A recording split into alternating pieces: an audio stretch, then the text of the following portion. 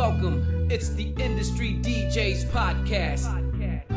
Welcome to the Industry DJs. Let's talk about the real. Let's get to the facts. Welcome to the Industry DJs. Let's talk about the real. Let's get to the facts. Come on in, grab some headphones, relax, grab a seat. Let's talk about beats, the word in the streets, how you hustle, struggle to make ends meet, so you can cop them tools that made you elite at your craft. Lead, walk us down that path. Teach us how to math, how to get that bag. For the record, oh wait, everything is digital. Techniques are pivotal, the game is getting critical. Oh my God, and we ain't talking biblical, political, but how the scene is getting cynical. It's typical for phenoms to act some way. The reciprocal is people who cast that hate. Let us debate for the people who are now tuned in through a camera's lens. You are now zoomed in on the podcast, taking over the grid with Val Do It Like This and DJ T-Kid. Oh, ladies and gentlemen, we're back. We're back at home base. Welcome to another episode here of the Industry DJs podcast. I am DJ T-Kid. I am your co-host. I'll do it like this. Co-host. Co-host, my bad. I want to thank you guys. I'm nervous. Real nervous. I want to thank you guys for tuning into another episode here. You can check us out on your favorite streaming platforms: Apple, Google Podcasts, Amazon Music, Stitcher, and the Anchor app. You can check us out live every single Monday here on our Facebook page at the Industry DJs. Also on YouTube, Twitch, TikTok, Instagram. I think that's it, right? Yeah. At the Industry DJs. It's a mouthful, bro. It's a lot. It's a mouthful. We just started streaming on TikTok and Instagram a couple months ago. Welcome to 2026. Right. Welcome to 2026. Welcome to 2026. So we're doing a lot here. Ladies and gentlemen. And speaking of, and since we're doing a lot, doing big things. Yes, sir. Ladies and gentlemen, please, it's our honor to welcome the man, the myth, the legend, Mr. Flipside in the building. Yo. One of Chicago's tops. Hello. Tops. Is this mic? Yeah, his mic's on. You gotta turn it up. What channel? He's on 3. Check. Yeah, his 3. mic. The mic is quiet. It is quiet. What the hell's going on, Alex? Oh, you know what? You might have switched it. To what? I don't know. Dynamic? Because I tested it. This is why we sound check that. Yeah, I know. That's why we sound. That's why I There we go. There we go. See, Can you hear me? switched it. See, I told hear you. you. See, I can hear you now. All right, cool. There There it is. Listen, it's not an industry DJ show without fucking problems. Okay, come on. He said that he did. He said he did sound check and everything. I'm like, okay, fine. I did sound check, but you must have switched it. You might have switched it. But you switched out his cables. Anyway, Thank you guys for having me. I appreciate it. No, man, we appreciate it, man. This is an honor. This is, man, dude. I mean, the shit you've done for Chicago, man, is just huge. I mean, no, it's. I mean, where to start? I mean, we're gonna go ahead and start. From the beginning. But before we do that, Alex, how was your weekend? Can you go first, please? Because I'm trying to finish something here on this. What you do now? No, just go ahead. I'm just. What did you do this weekend? Yeah, what did you do this weekend? Wednesday I was over at Adobe Gillis. Shout out to them. It was a decent night. Club karaoke.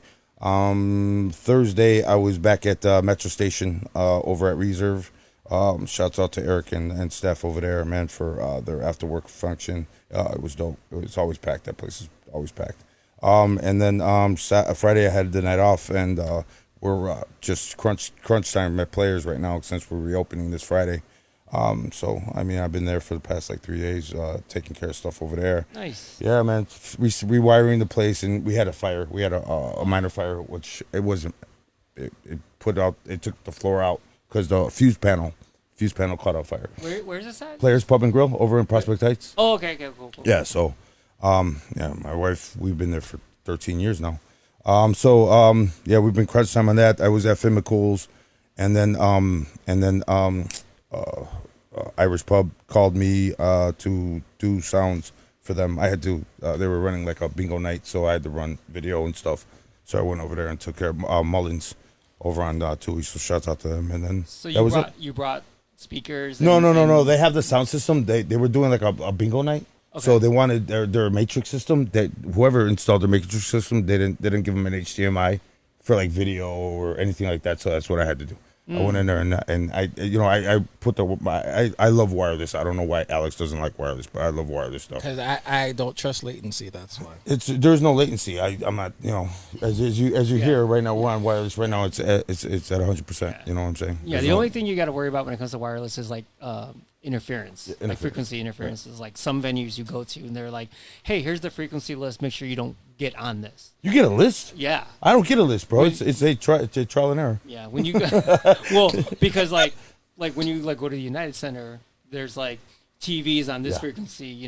These cameras are on this frequency. This audio is on this. So if you try to do something wireless without talking to them, you're interfering with all these other frequencies, and then you got crosstalk, and then, like, you don't want any of that. So when you start doing some of these, like even the concert venues, they'll like, these are the frequencies they use because this frequency is for emergency, police and stuff like that. So you got to deal with all that stuff. So when you're doing like doing wireless, like in a park, like you don't even realize how much frequency interference there could be there. So that's, you always need to have the backup, but that stuff when it's working, it's amazing. Yeah, downtown. It's funny that you said that because downtown, remember when taxis were big before Uber and everything, and the taxis, and they used to use the CB radios back in the day. And wireless microphones just came out back in those days. Yeah, and we used to pick up. I mean, I remember I was at a party and you hear, hey, I'm over here at blah blah blah blah. I was like, what the fuck? Where's that coming from? Yeah. It's like, holy shit, that's crazy. Yeah, I know that I'd have wireless mics doing some outdoor events, and then just not even know what the frequency list is, and the mics would just cut out. And like, this mic, I swear I can walk like 200 yards and be good. Yeah, right. And it's like I can't walk 10 feet because of the frequency. And then, or when you're at an event like downtown or something like that, and you test everything's great. But then people start arriving, and for some reason it's like anybody with a pacemaker in between the It's like, dude, what the hell's going on, bro? I tested everything. I swear to God, I walked this whole building. I mean, ask the staff. They saw me. I'm pretty sure they heard. They must have told me to shut the fuck up. Yeah. Because I said check so many damn times. Yeah. Like I'm such a nerd, so like I love learning about like all the technical stuff that you don't even think about. There's like frequency lists. Like when I started doing stuff at the United Center, I had no idea about that. And, you just learn. There's so much that I've learned from just working with the Bulls and doing just about setup and like things like that, like that are outside of the DJ related stuff. It's so cool. That's cool because I want to dip into your brain about Ableton. You are the man. You're the man. You're the myth, the legend, bro. And I want to learn Ableton. Yeah. And it's just so complicated, man. And I actually shout out to Chicago DJ Union. I saw that they had you on a live feed. I saw that too. Yeah. Yeah, I mean, you were teaching, huh? Yeah, I mean, I love just talking about stuff, Tech. I mean, I'm not like Ableton certified trained or anything. You're a liar. That. So like most of the stuff I've learned on Ableton is from first doing mixes in Ableton and then doing production. And then when I started doing production, that's when I started learning more about what Ableton could do. And I probably only know like 30% of what Ableton can do. Wow. Like, and in that 30%, you could do a lot of dope stuff. But there's so much other things that are involved in Ableton that are like, I just learned about like being a playback engineer. And that's something totally different where, let's say you're at a concert, right? Let's just say Pitbull, for example, right? I don't know if they've used this system, but this is for example. So when the artist performs, they'll have someone who's called a playback engineer, and basically he's got either Pro Tools or he has Ableton, and then he's got a sound card with like a bunch of outputs, and it'll output like stems of the track that they're gonna play. Right. It'll output time code, so all the visuals and stuff can line up, but it also will output a click track so that the band can play all on the same click. Oh, wow. So they're all together. Like a metronome. Yes. Okay. Correct. And then a slate track, which is like something that I didn't know about. And then what the slate track is like before they start the song, there's a separate track that would be like, I know you want me. 3, 2, 1, go. And then they go. And then in the slate track, it'd be like verse 1, 2, 3, go. And then cool. And then verse 2, chorus 1, right. So that when you're the band, you actually know where you are in the song. Okay. Or you have like the intro, and it's like intro, and then it'll be the intro, and they'll loop it. If like the performer is like, "Hey, what's up, Chicago?" Blah blah blah, and they're talking and they're going longer than they're supposed to go, then they'll loop that, and then once they feel like, "Oh, okay, I think he's ready to start the verse," they'll let go of the loop, and in the slate track, it'll say intro or verse 1, 2, 3, go. You know, like Dude, so that dope. like I never really realized. I was like, how did they all know it to be in time? Yeah. So the Ableton or Pro Tool like guy will just release it and then release the loop and all that information. All that audio goes to a board, and then all that board, the guy that's on stage, he sends all that audio to their in-ears, to like the band and the drummer. They all want their own mixes. Like, oh, I want more vocals. I want more. So that guy does that. And then the front of house guy is the guy who does. Right, the main audio coming out for the audience. Wow, that's dope. But dude. all of that starts from like the playback engineer sending all that to the side guy. Right. Like, I just learned about like that whole process and like making click tracks and making multi-output kind of things. Like, crazy, I know, man. It sounds so weird. Like, it seems so obvious, but until you think about it like that, like, oh, that's how they do that. Yeah.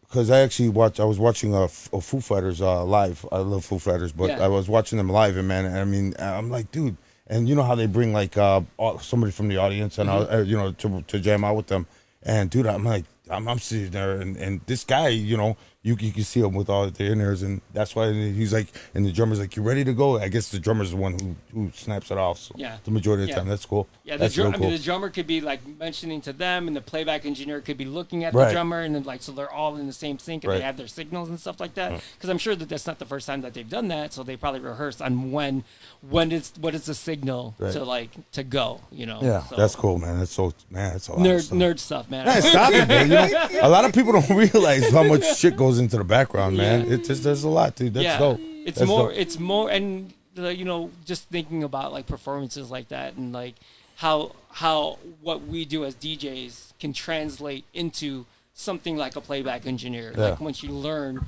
all that stuff in Ableton and Pro Tools or whatever, like all that stuff, like that's another job that you could be doing too. That's the promoter's job. That's the promoter when we're live, you know. Hey, you're up next. Go, let's go, bro, right now. Let's go. Fuck it, let's go. That's the promoter. But before we get into that, Alex, how was your weekend? You good? Yeah, my weekend was good. Friday, I was originally off. I wasn't scheduled to DJ. Then DJ Speed hit me up. And shout out to Speed. Yeah, shout out to Speed. Shout out to your BFF. Yes. hey, there's no Flipside without Speed, man. I know. Is it a Filipino thing? Stop it. I mean, we actually, when we first met, he was like, "You Filipino?" I'm like, "Yeah." So then, you know, that automatically.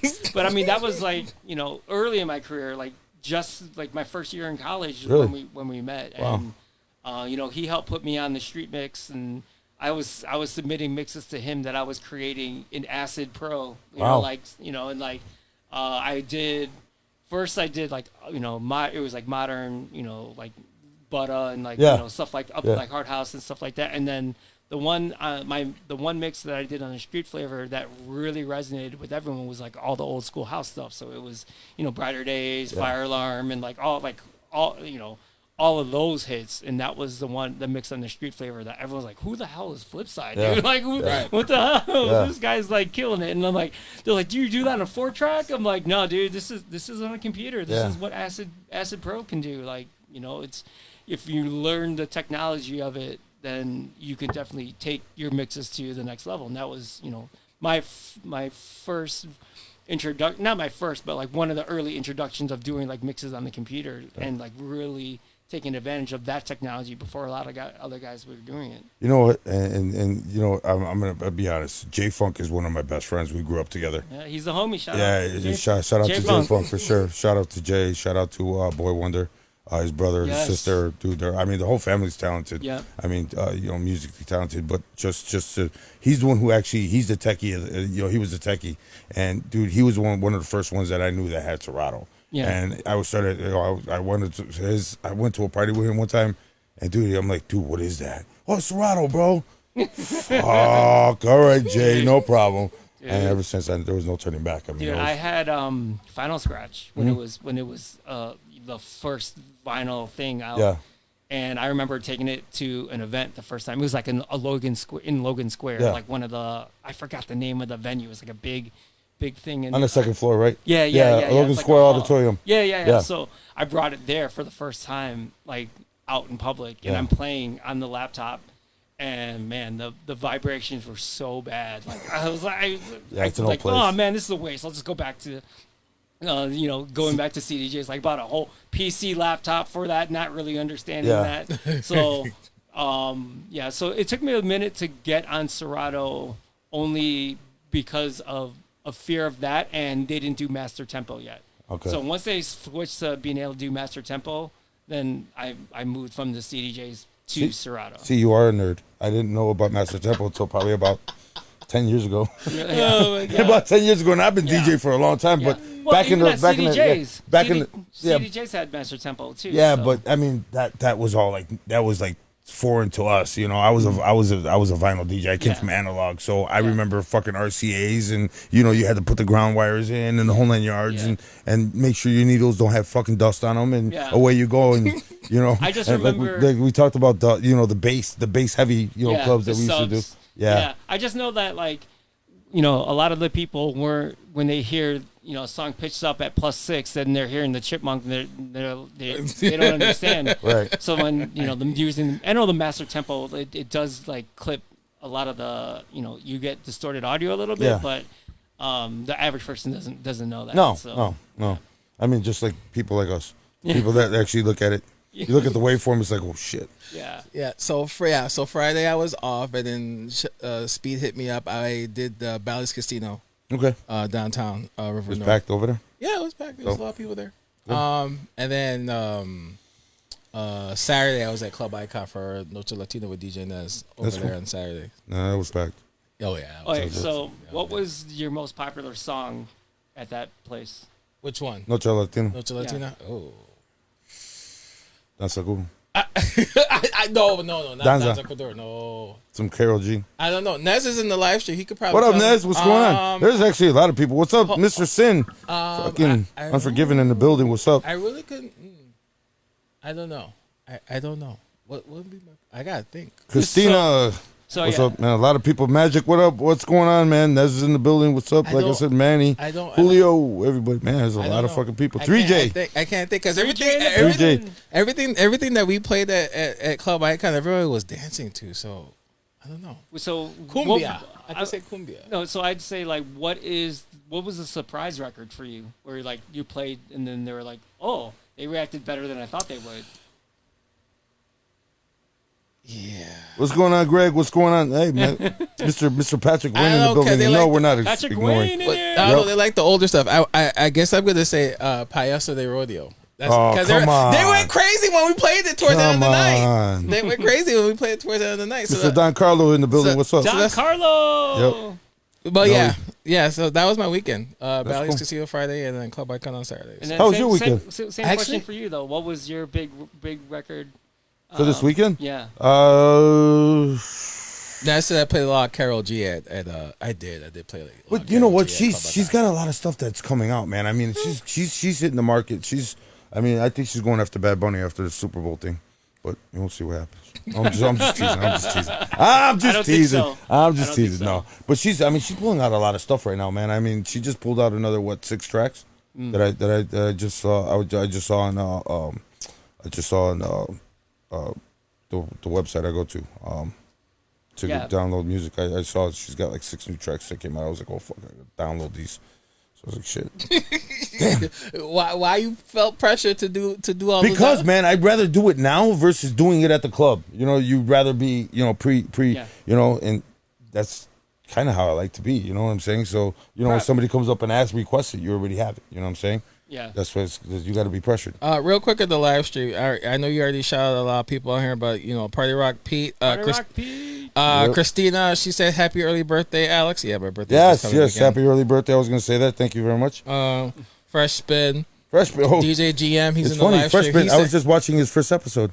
Oh, stupid. When he was on the episode, it was funny. That was good. DJ GM said that DJ Flipside was my prom DJ at Morton East. No way! Michael, what's going on? Did you have fun? Was it good? I hope I was good. Jay Nandez, what's up? DJ Rampage, what's going on? 20s, what's up going on, bro? Wow. there's a lot of people up in the Well, chat, Manny, man. what's going on here? So yeah, We got a legend in the house. That's why we got a legend in the building. Thanks for tuning in, y'all. Yeah, no, thank you for coming, man. This is awesome, man. Yeah. This is awesome. I know you're a busy man, so we really, really appreciate this. Seriously, Yeah. this is I awesome. appreciate the opportunity. You No, guys, this is awesome. you guys are great. So let's. Yoli on Instagram, what's going on? Yoli, what's going on? How's everybody? All right, so let's get into it. So I want to know, and obviously it kind of says your name, but you're Filipino, so that's where Flipside came from, right? Yeah, so it comes from three different things, right? One is, being Filipino. Flip is another word for Filipino.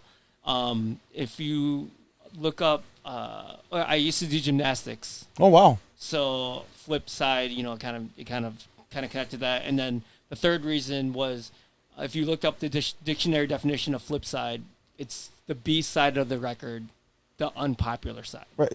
So when I started, I'd be playing hip hop and house, and so house wasn't necessarily the most popular thing when it comes to commercial, whatever. So I'm like, this kind of fits my aesthetic. I'm Filipino. I did gymnastics. I could flip, and I loved house music. So this is me. So it was like my brother and I kind of came. He kind of pitched it. I was like, oh yeah, that's pretty dope. So, That's dope. Yeah. That's dope. So- How long have you been spinning for? I've been spinning since 1993. Wow. So when I was a little youngin', and work DJ'd on vinyl. My oldest sister Sheila, she actually had a friend who was a DJ, who loaned me 3 crates of records when I Nice. first started. So basically, before I actually got turntables, I would make mixtapes using a karaoke machine. And I do pause tapes, so Yeah. No, it's so weird to talk about pause tapes now because not a lot of people understood what pause tapes were.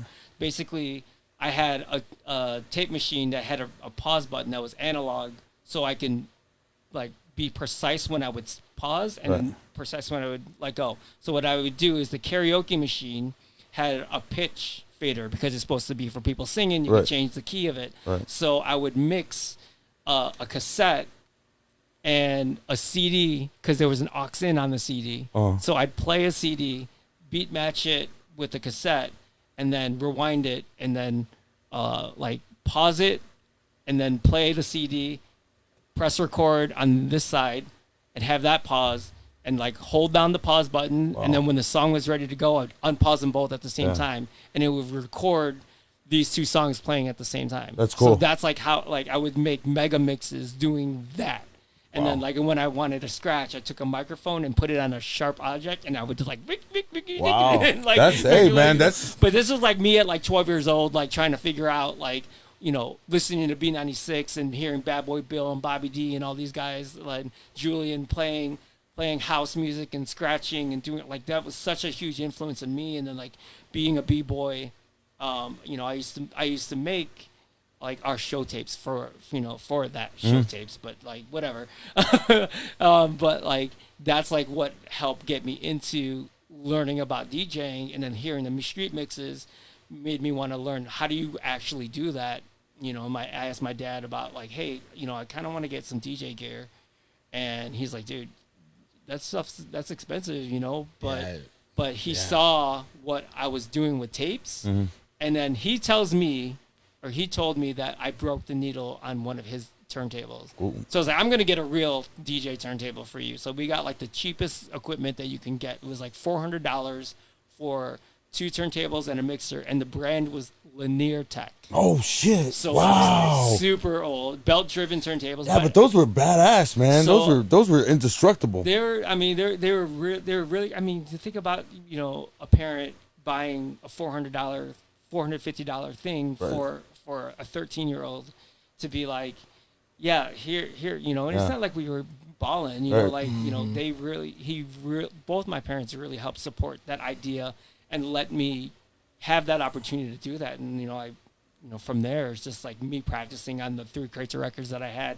Those crates are, the first record that I ever bought was DJ Sneak Work It. Wow. Work it, work it, work it, work it. So that was the first record I bought, and it's funny. The second record I bought was Tupac, I Get Around. They didn't even go Right. No. They didn't even match so I up, had man. to go back to the store, and then the second one I bought was Brighter Days, and You Got Me Up, and then then I'm learning on these crates of records, and these are the first records that I own. But then the crates of records had like everything from freestyle to techno to hip hop, and then Chicago house stuff. So like it had the original pressings of Nightcrawler. It had the original pressings of like Holy Noise, Get Down Everybody, I was built or like learning these records as a 13-year-old of songs that had come out, from Corona, freestyle, Lisa, and like Lisa Menendez, Melendez. Yeah. So like, learning the freestyle, learning the hip hop records, learning, all of the Chicago house stuff, and like I said, being blessed to have B96 and what that mix show did for Chicago house culture and house culture in general, and even dance music. It's just such a blessing that Chicagoans like really got to have, that I feel for me to be on B96. Yeah, because B96 back in the day, they went through a lot of music. Like they went through it freestyle. Like not many. Yeah, but and I said this before. Not many radio stations back then played freestyle on the radio. Yeah, B96 did that. They didn't play. They played it during the mix shows, not during commercial time. No, they played Debbie Deb. Yeah. I mean stuff like that, but not like Cynthia. I never heard like Cynthia. Yeah. Really? Yeah. I remember. That's one of the old school pull-ups for Alpine pull-ups. We just mentioned Lizette Melendez. I would hear it Together Forever around the radio. Yeah. I would hear Musta and Bo's Dangerous on the dance floor. Exactly. Yeah, that's hip house though. That's more. Yeah, thank you very much. Shut up. But still, you would hear. Smack them. Shut up. But Smack them. You would still hear stuff like that on the radio. You don't hear stuff like that in any other markets back in the 90s. Yeah, and then But you gotta understand. New York would do that. Oh, really? So, yeah. Oh, well. Yeah, but New York had Hot 97, and I mean, that was that dude, I used to, back in the day, I was a B-boy too, so I was just like you, man. Yeah, I used to love that hip-hop, that old school, Busta Rhymes and Black Sheep, and, Yeah, grew up in the golden era, so that was my, Midnight Marauders and Low End Theory were like my favorite albums of all time, for Tribe Called Quest, and they're still my favorite hip-hop group, but like I grew up in that era, so like when it comes to hip hop, like I knew like hip hop, like Fushnikins, Guru, and man, Gangstar, oh my God, Gangstar. All of the, I was lucky to have that influence as well as the B96 mix shows. So you were more East Coast in the hip hop era, correct? Yes and no, because I was a fan of Dre and Snoop. And, okay. Of course, yeah. But I wasn't. I couldn't tell you that I knew like the deep cuts of the West Coast. Right. But like Far Side, Come on, passing me by, stuff like that. Yeah. Oh my God, that's the shit. So like there was that, but there's like two short deep cuts that I didn't know at the time. Yeah, Ghetto Boys. Yeah. Oh, I like Ghetto Boys. Yeah. Because I was watching, playing tricks on me. I was watching MTV Raps. So like the box, So I see the box. You Damn, the box. Yeah, I heard that. If you know about the box, you know about the box. Yeah, the box used to be the shit. So like I would watch that stuff. So I had that outlet of good hip hop in that era, and then like I said, just B96 mix show was just such a huge influence on me, especially it's funny when I think about later on in my career when I'm traveling and like out of the country, or not out of the country, out of Chicago, and I'd play some Chicago records, and then I'm like, oh, they don't know this. Like, I was just gonna ask you about that. Yeah, I mean, you as and thank you for taking my phone call. Right after New Year's, and I'm in the Philippines right now, man. I was like, holy shit, this guy's calling me for the bro. Flipside, I appreciate it, bro. I do, but I'm like, you could have called me when you got back. It's crazy. I was like, holy shit, this guy's in the Philippines. I was on Wi-Fi, so that's cool. They have Wi-Fi out there. No, I'm joking. I'm just teasing. But I mean, going out of the country and actually playing some of this stuff, does it even hit? It depends. It really, really depends. It depends on the promoter, and it depends on like if the people there know who you are and what you do. Like for instance, when I traveled a lot with Jump Smokers. Right. So we did a whole Asian tour, and Hong Kong and a couple bunch of cities in China, and then like you go over there, they kind of understood what Jump Smokers was already. Yeah. So they understood the brand of that, and that we did EDM of American pop stuff. Yeah. So they knew it's crazy. Like when I was in China, we would do a show, and people they had tables like kind of like bar tables. Yeah. On the dance floor, and they all had bottles on them, right? Wow. And so we DJ, and they were all like just staring at us, and it was so interesting that I'm like, dude, am I killing it? Am I doing good? And then like our set finished, and they like applauded and like standing ovation, like woo, like they were watching a show. And it was like, Whoa. I was like, okay, it was good, Yeah. but it was like it was such a weird experience, Yeah. and like because some of the songs you would play, they knew all the words, because they're massive hits, but then it's more about the energy and the performance that we would put out that they would appreciate it as well. So if they didn't know it, they appreciated the vibe.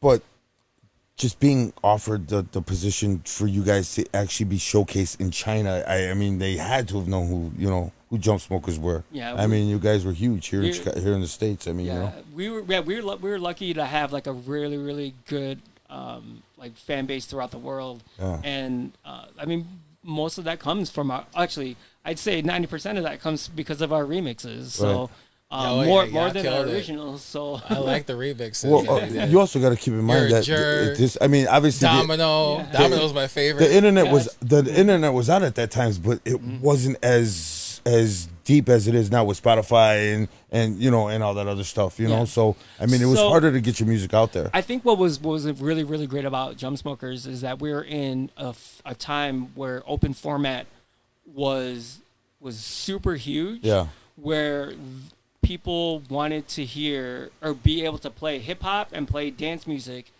but then there's the bridge of the people who don't really understand dance music. Mm-hmm.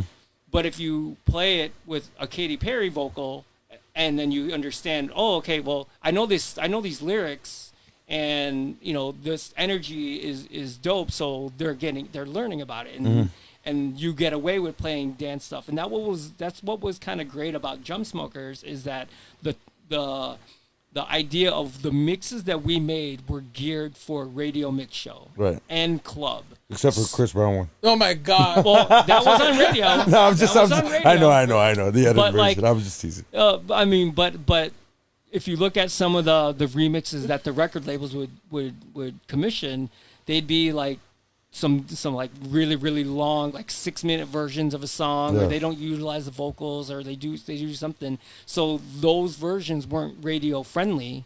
They were only they were like massive, big room. Yeah. So when the radio mix show DJs needed a version of Katy Perry that they wanted to play, like that's what they would come to Jump Smokers for.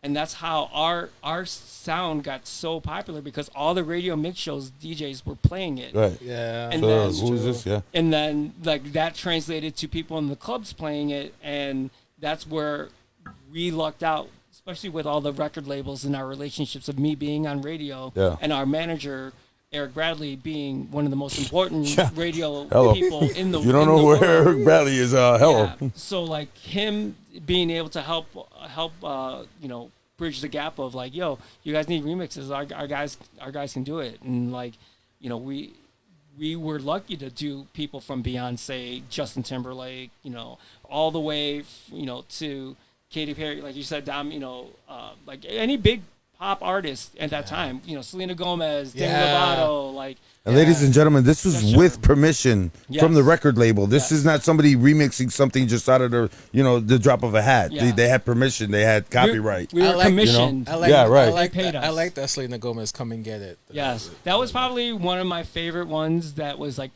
because it was unexpected. Because most of our stuff was like 128, 126, like in the up-tempo. That's right. Yeah. But then that was in the era where the EDM trap was like starting to bubble. Yeah. And so we were kind of in that world where we understood, hey, this is next. And we started making that Selena Gomez "Come and Get It" at 130. And we're like, it's not hitting the way it should. But then, we're like, this is this is the sound that's kind of happening of this Flosstradamus and like all of this stuff. We could make Come and Get It like that. Yeah. And we're like, you know what? Fuck it. We scrapped the old remix and just did that.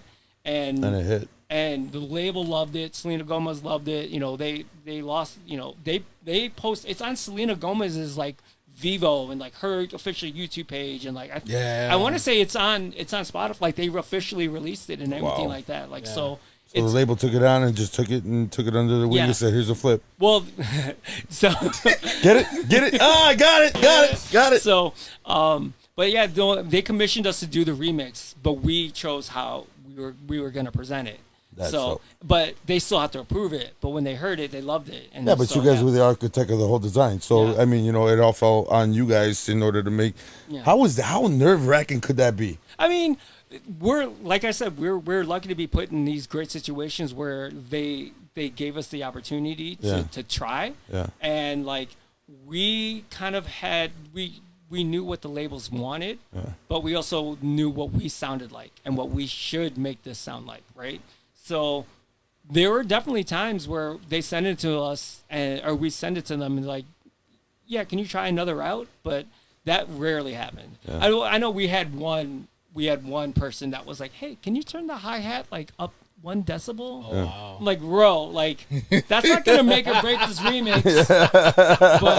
But if you want to feel like you can make a decision based on me turning up this hi-hat and you'll accept the remix because of the hi-hat has to be 1 decibel, like that was insane. Like that's crazy. That stuff like that you know, some of the A&Rs are like that.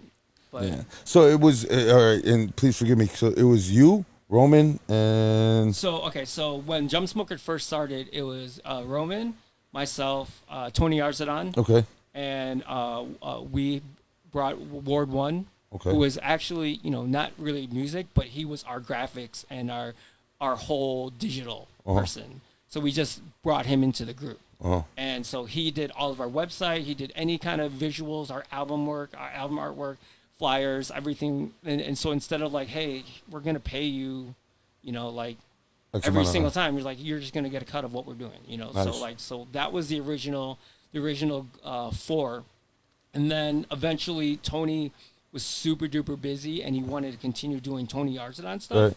Yeah. And I remember that. Yeah, dude, like he, you know, without Tony, there's no Flipside either. You know, I learned a lot of, like, he's the one who really taught me production properly. And so Tony, you know, I have to give him a lot of credit for that. But so when he came to the point where it's like, hey, I got a lot of stuff going on, I can't keep up with this. We were doing like 1 to 2 remixes a week on Drum Smoker. So he was like, I can't really maintain that schedule, and I want to kind of keep doing it. So with our blessing, he moved on, and then I brought in Marquis to come help me. Because he's in the live stream right now. Marquis, my man. Marquis in here? Yeah, he's in the live stream. Dope, yeah. So like Marquis, he's like classically trained on the piano. He's like so musical and so really, really, really dope at that. And we were working together. He's actually Speed's cousin. So like I did not know that. Yeah. So, wow. So I did not know that. Yeah. So Speed and I were like helping him DJ in like the clubs. And like I saw how talented he was because he's super so talented, fucking dope, right? Yeah. So when the opportunity kind of came, it was like, hey, I could use your help with doing Jump Smoker stuff. So then we brought him in, and we would do remixes together. Like he's so good musically. So he's very good. Yeah. So it really helped out a lot, and then it got to the point where he wanted to focus on Marquis stuff as well. So like, all right, cool. Like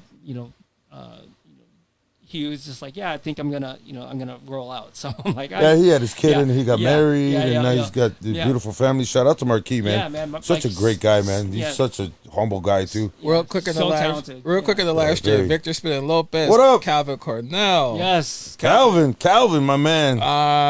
DJ Rhino on Twitch. And then Greg Too Hype on TikTok. DJ Phoenix on TikTok. Quick question. A lot of people. Rhino had a question for Flipside regarding Jump Smokers. Yeah, what's up? Are we going to see a reunion? Of Jump Smokers? Yes. Oh They're yeah, still around. We're What are you still talking together, about? bro. What you talking about, bro? We put stuff Slow out, down, like, dog. We just put stuff They out. just put something together. They just right. Yeah, we just put out a song with Jake Gatsby, who's a Chicago rapper, and then DJ Heavy. Heavy's another dude who's in Chicago who's I know Heavy. doing a lot of dope stuff. Mm-hmm. And I used to watch his streams. On Twitch. His streams are fucking Caution fire. Heavy. Yep, Caution is Heavy. So yeah, Heavy would do a lot of dope stuff, and I was working with Heavy doing. We did something on Twitch called the Track Battle, and we would like battle. This was like kind of when Versus. I remember that. Yeah. Yeah, we were kind of like, you get this artist, I'll get this artist, and let's see what the crowd thinks. And he's such a good DJ, he's so dope. Yeah. And he was DJing at Lala, and he was like, yo, like, I wanna do more of the, because like people know him, or at the time they knew him for like hip hop and like, you know, doing all these open format stuff. But he's like, dude, I love like dance music, and like people don't know that I love that. Right. So I'm like, well, you got to start doing production. So I started working with him and like doing, you know, teaching him some stuff about Ableton and like learning production. And so then we put that record out called Deja Vu with me, Heavy, and Jake. And you know, it's out on all digital streaming things now. So and like Heavy's now, he's producing disco stuff, and like he's doing he's on his group, the Disconnect. Yeah, dude, disco is fucking back, bro. But I mean, I've always been a house head, so to hear like finally disco making this comeback is such a awesome thing for my heart. Yeah, Bruno Mars is actually bringing a lot. Bruno Mars and The Weeknd and stuff. They're bringing that a couple of that stuff in the background. It's pretty dope. I mean, with the pop stuff, you know, like Dua Lipa was doing disco and stuff, but I feel like the disco house stuff is actually coming back into, you know, the tech house stuff is made has had its lane. Yeah. Now, like people want some happier sounding stuff, and I feel like the disco is what's really making a good comeback. So. Yeah. I love it, man. That stuff is just it's fire. And then Unforgiven had one question regarding Jump Smoker. Shut up. Yeah. Are there any Jump Smoker remixes that are sitting on a hard drive somewhere that's never been released? Absolutely. We got tons of stuff. He's got a vault of this stuff, bro. You know, trust me. You know, we actually have a lot of stuff that's coming up into the future that once it's confirmed, I'll be able to talk about it. But like, you know, people say, "Oh yeah, we're gonna do this, and I'm like, "Okay, cool, let's get some paperwork." And then now we're just waiting for some of this paperwork to really happen. And it's been 10 years. Yeah, you know, so like, so like, well, 2026 is gonna be a pretty big year for Jump Smokers. Knock on wood, assuming that the things that are happening are actually gonna happen. Right, so right. Well, you guys are so busy, especially you've been traveling a lot, man. You've been back and forth. Yeah. I mean, you know. So you got a lot of projects, 3J's over here saying Dubstar coming to Dubstar soon. Yes. You know, you know what? Yeah, shout out to Patrick Wayne and 3J. They actually really helped me put out like the house music that I love. Yeah. You know, and you know, doing Jump Smoker stuff has been amazing, and doing like the EDM and like the pop EDM stuff. That's definitely something I love, but like growing up in Chicago, it's like I said, I was such a house head, and I grew up listening to, you know, Jack and House, and like really loving that underground sound and like all that stuff. And I've always wanted to put stuff out, and you know, I put something with Alex Peace and Brian Monter's label, phenomenal guys, True Musica, and that was like my first record that I put out that was like that, and then I wanted to put more out, and 3J and Patrick Wayne really helped me. You know, put out. We have 2 records together that are out, and one of them's called Break In, and then the other one's called Want Your Body. Okay. And those, like, I really feel attached to, because that's like like the music that I love, and I know it's not like commercially appealing, but it's just good music, and it just feels good. Yeah. And like, I've always wanted that side to be able to get out, and I feel like I'm getting the opportunities to do that. Like a lot of the remixes I'm making now are like deep house or jazzy house, and like, or Jack and House, or like that kind of stuff. Yeah. Like I feel like the DJ Flipside brand outside of the B96 and the Bull stuff, it sounds like that. Yeah. You know, and I just I'm sorry to cut you off. It's like I just recently heard your because I was looking for the Olivia. I was looking for Olivia Dean. Yeah. So I heard your Man That I Need remix, and I was like, damn, that's pretty dope. And I played it at LG's over the weekend, and they were just going crazy over it because it was Olivia Dean, and then it took me a while, but I attached the video for it because that video mix over at LG, so it was dope. It was dope. Where'd you get it from? I downloaded it. Yeah, from where you downloaded it from? I'm curious. Where, did you rip it from YouTube? No, because it was a horrible rip. It was a horrible rip. Yeah, you can clean it up. I did make a video edit of it. So it's on YouTube. Yeah. So I'm curious where you found it. Like, I love it. Was it on a pool or? Yeah, no, it wasn't on the pool. Was it? I was downloading crazy. Yeah, it was on the pool. I'm on 6 DJ pools. Nice. I believe. But I appreciate that. I think it was. Shoot, you're making me draw a blank here. Flipside. No, it wasn't on the video pools. So it has to be on. MP3. No, I don't have that. It's not the video pool. That's okay. No. Now you're making me think. It wasn't Club Killers. It wasn't. Oh, shit. Great to know I'm not on any of those pools. Appreciate it. No, I'm sorry. My bad. Why not? Club Killers. I haven't sent it to them yet. I put it on like my membership page first for like people who subscribe to my membership page. You get that exclusive. Yeah, they get it first. Yeah. So then I'm gonna send it out. Damn it! I'm sorry, Flipside. You're making me nervous right now. Okay. I don't remember no the worries. pool. I gotta look it up now. Now you're gonna make me look. I thought you had something to do with Chicago Fire, but I guess I was wrong. With the song Chicago Fire? No. No, not officially. Okay. I didn't do. All I did was hear it before it came out. And that's it. Okay, and you were in the video. No. Okay. too. Correct. You were in the video too. Correct. So let me rephrase that. Okay. So I didn't create or have anything to do with the creation of Chicago Fire. Right. That was Patrick Wayne, 3J, and Pamp. Yeah, right? Pamp is in the live stream too. What's up, Pamp? What I did did help with is we did for the Chicago Bulls, we did a halftime. Yeah, I saw that. For Chicago Pride, or for about Pride, for to honor house music. So because we didn't have the rights to any of those songs in that halftime mix, we couldn't post it on social. So what we did is we actually was able to license it from Patrick Wayne and 3J and Pamp to use that as the audio for our video recap of the Pride halftime. That was dope. So it allowed us to post how dope that halftime was. It was. Legally. Right. Because, if you're the Chicago Bulls, you can't post something on social media with music unless you own the rights to it. Right. Because you have to pay for it. Right. Or you get sued. Right. And that's actually technically everyone right. is supposed to do that. Like you're ASCAP, BMI, stuff like that. Yeah. All of that. Anything that you post that has audio, if you don't have the rights to it, you could legally get sued. But Right. you'd have to be a big enough brand Yeah. for them to want to come after you. Yeah. But You're not gonna waste their time. yeah. So, but that's kind of that's like the dangers of social media and posting and posting something with audio that you don't own. And I love how people caption, "I don't own the rights." It doesn't fucking matter when you do that shit. They're not gonna care. Let me pass because I put this. No, they didn't let it pass because of that. Yeah. So they just didn't see it yet. I edited the audio for the video that we posted, but I gotta give credit to 3J, Patrick Wayne, and Pamp for that song and allowing us to use that. Right.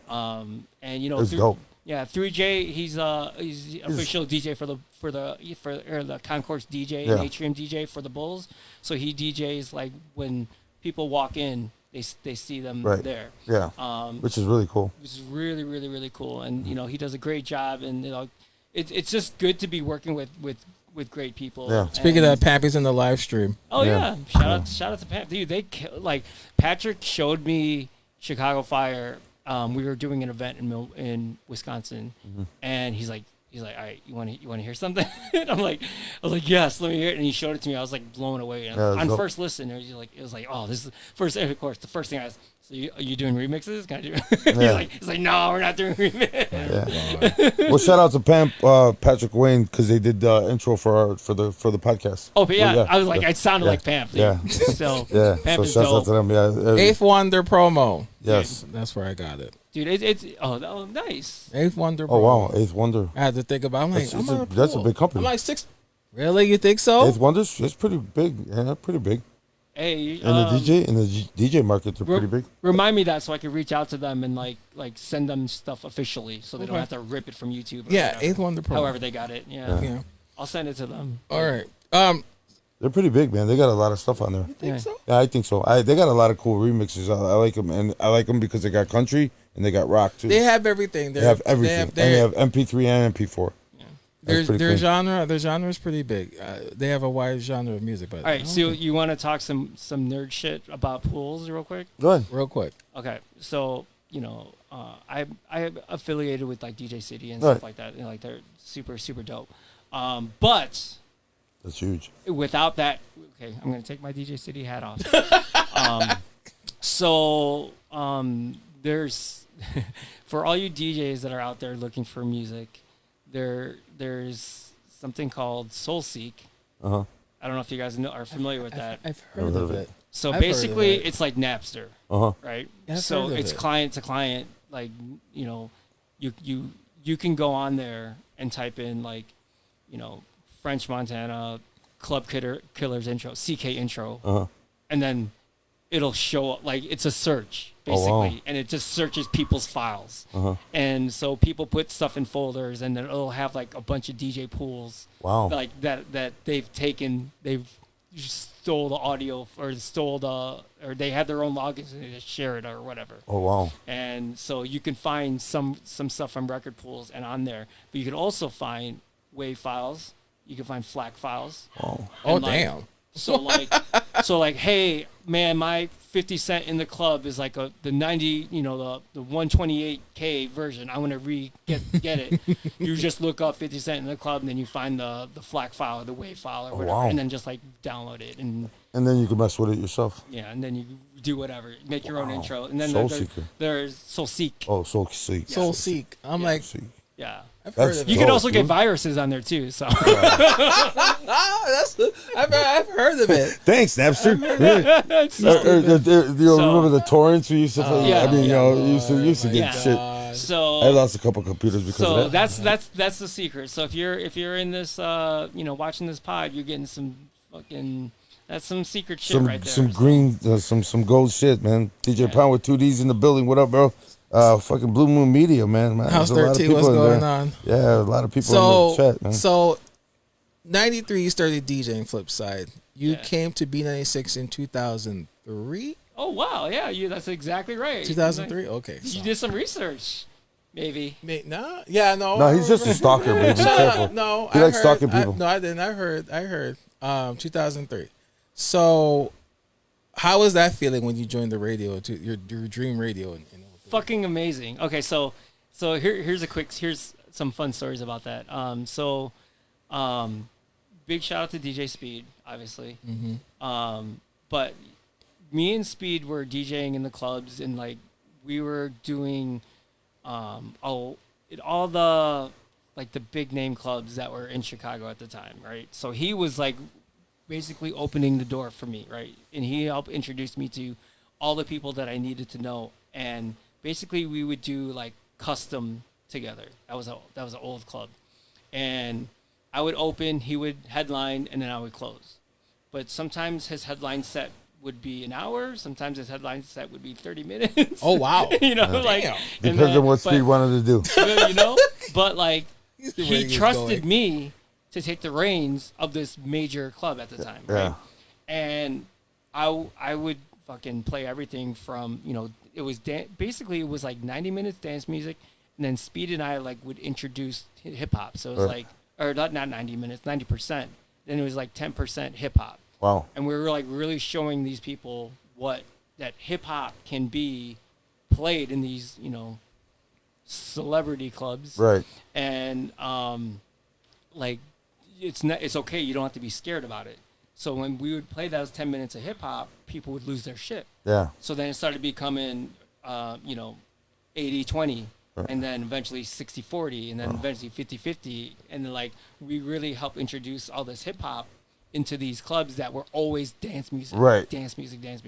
So what was really, really cool was that people found out who I was because of doing these clubs with Speed. And because Speed would only do like a half an hour or an hour, Right. and like I'm holding it down.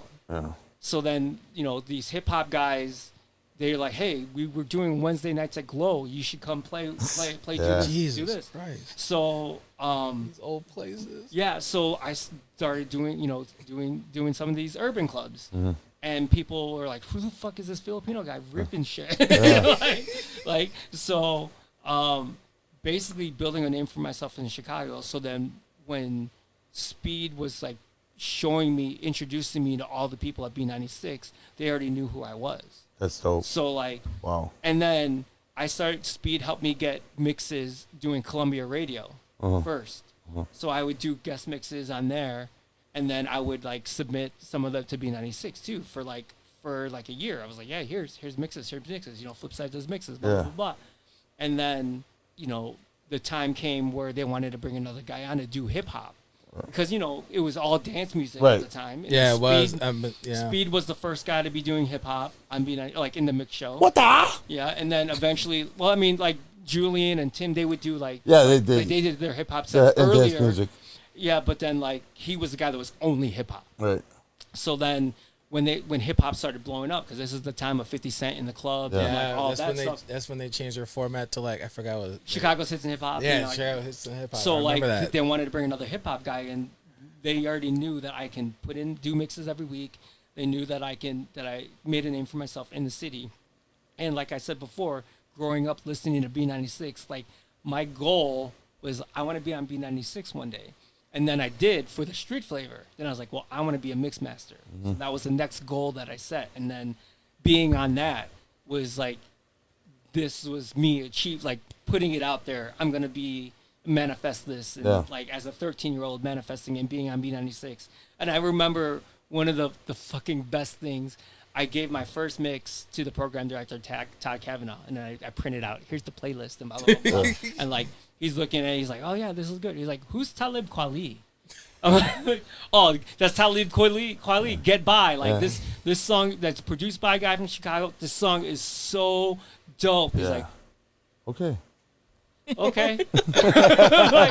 like, I don't know if we should be playing this, but sure, we trust you guys. So like, I remember like that my first mix had like Get By in it. So like I'll always remember that. I'll never forget that moment because he was just like, who the fuck's Talib Kweli? I'm like, yo, that's hip hop, bro. It is. That's like in the beginning of his song, when the girls are singing whatever he says in one of his tracks. But dude, how was it when they gave you your own 5 o'clock? I mean, so show. What was amazing about that is. Like I did a guest mix on like a Valentine's Day thing where before Flipside 5 came out, and like that was great. But then they said, let's do Fridays. Let's do Flipside Fridays and let's see how that goes. And I would mix live, and like people were like, dude, fucking Fridays are what is this? And then shout out to Michael Beamolt. He was like, yo, what's it going to take for you to do this every week? I'm like, or every day. Like, I'm like, let's fucking go. Who's Michael Beat? He's like,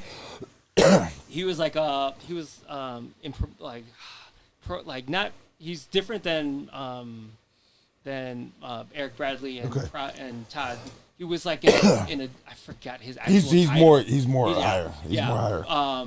Not more higher, just in a different bracket. Yeah, different area. I forgot what his actual title was, but he was the guy that helped push Flipside at 5. Like, we want to do this, we want to promote it, we want to put you involved. So once we started doing it Monday through Friday, they told me that I was the first person in Chicago radio history to have a live mix show at 5 p.m. Yep. in Chicago. So nobody had ever done that before. So it's very historic to know that was me. And then I don't remember the exact time frame, if it was a week later or 2 weeks later, but then Timbuktu started his 5 o'clock on GCI. Yeah. Because they saw what we were doing Yeah. on B96. We got to do that shit too. Yeah. And like that was like to know that I not only made history, but like affected change in Chicago radio. Yeah. That they're like, "Go, we need to have another mixed show at 5 o'clock," and have Tim. Rest in peace, Tim. Like, what was really awesome was that I had a great relationship with Tim. Yeah, he's good. And he was one of those guys that was like accepted me as a DJ who played hip hop and like he knew that I knew my shit and like and we actually traded hard drives. Like I gave him a shit ton of music. He gave me a shit ton of music, and I still use that folder today. Like I have a Timbuktu folder that I still use, and just it means a lot to me that when I was accepted in the urban DJs were like, yo, fucking Flipside, it's killing shit. Yeah. So Well, I mean, in the Filipino market, I mean, I pretty much grew up with like I said, J Funk and a bunch of the other guys, and I mean, you guys are very open format. I mean, I don't know of a Filipino DJ that sucks. To be honest with you, I don't. I'm gonna be honest with you. They're all dope, man. I mean, they're all dope. They're all dope as fuck. I mean, for you guys to.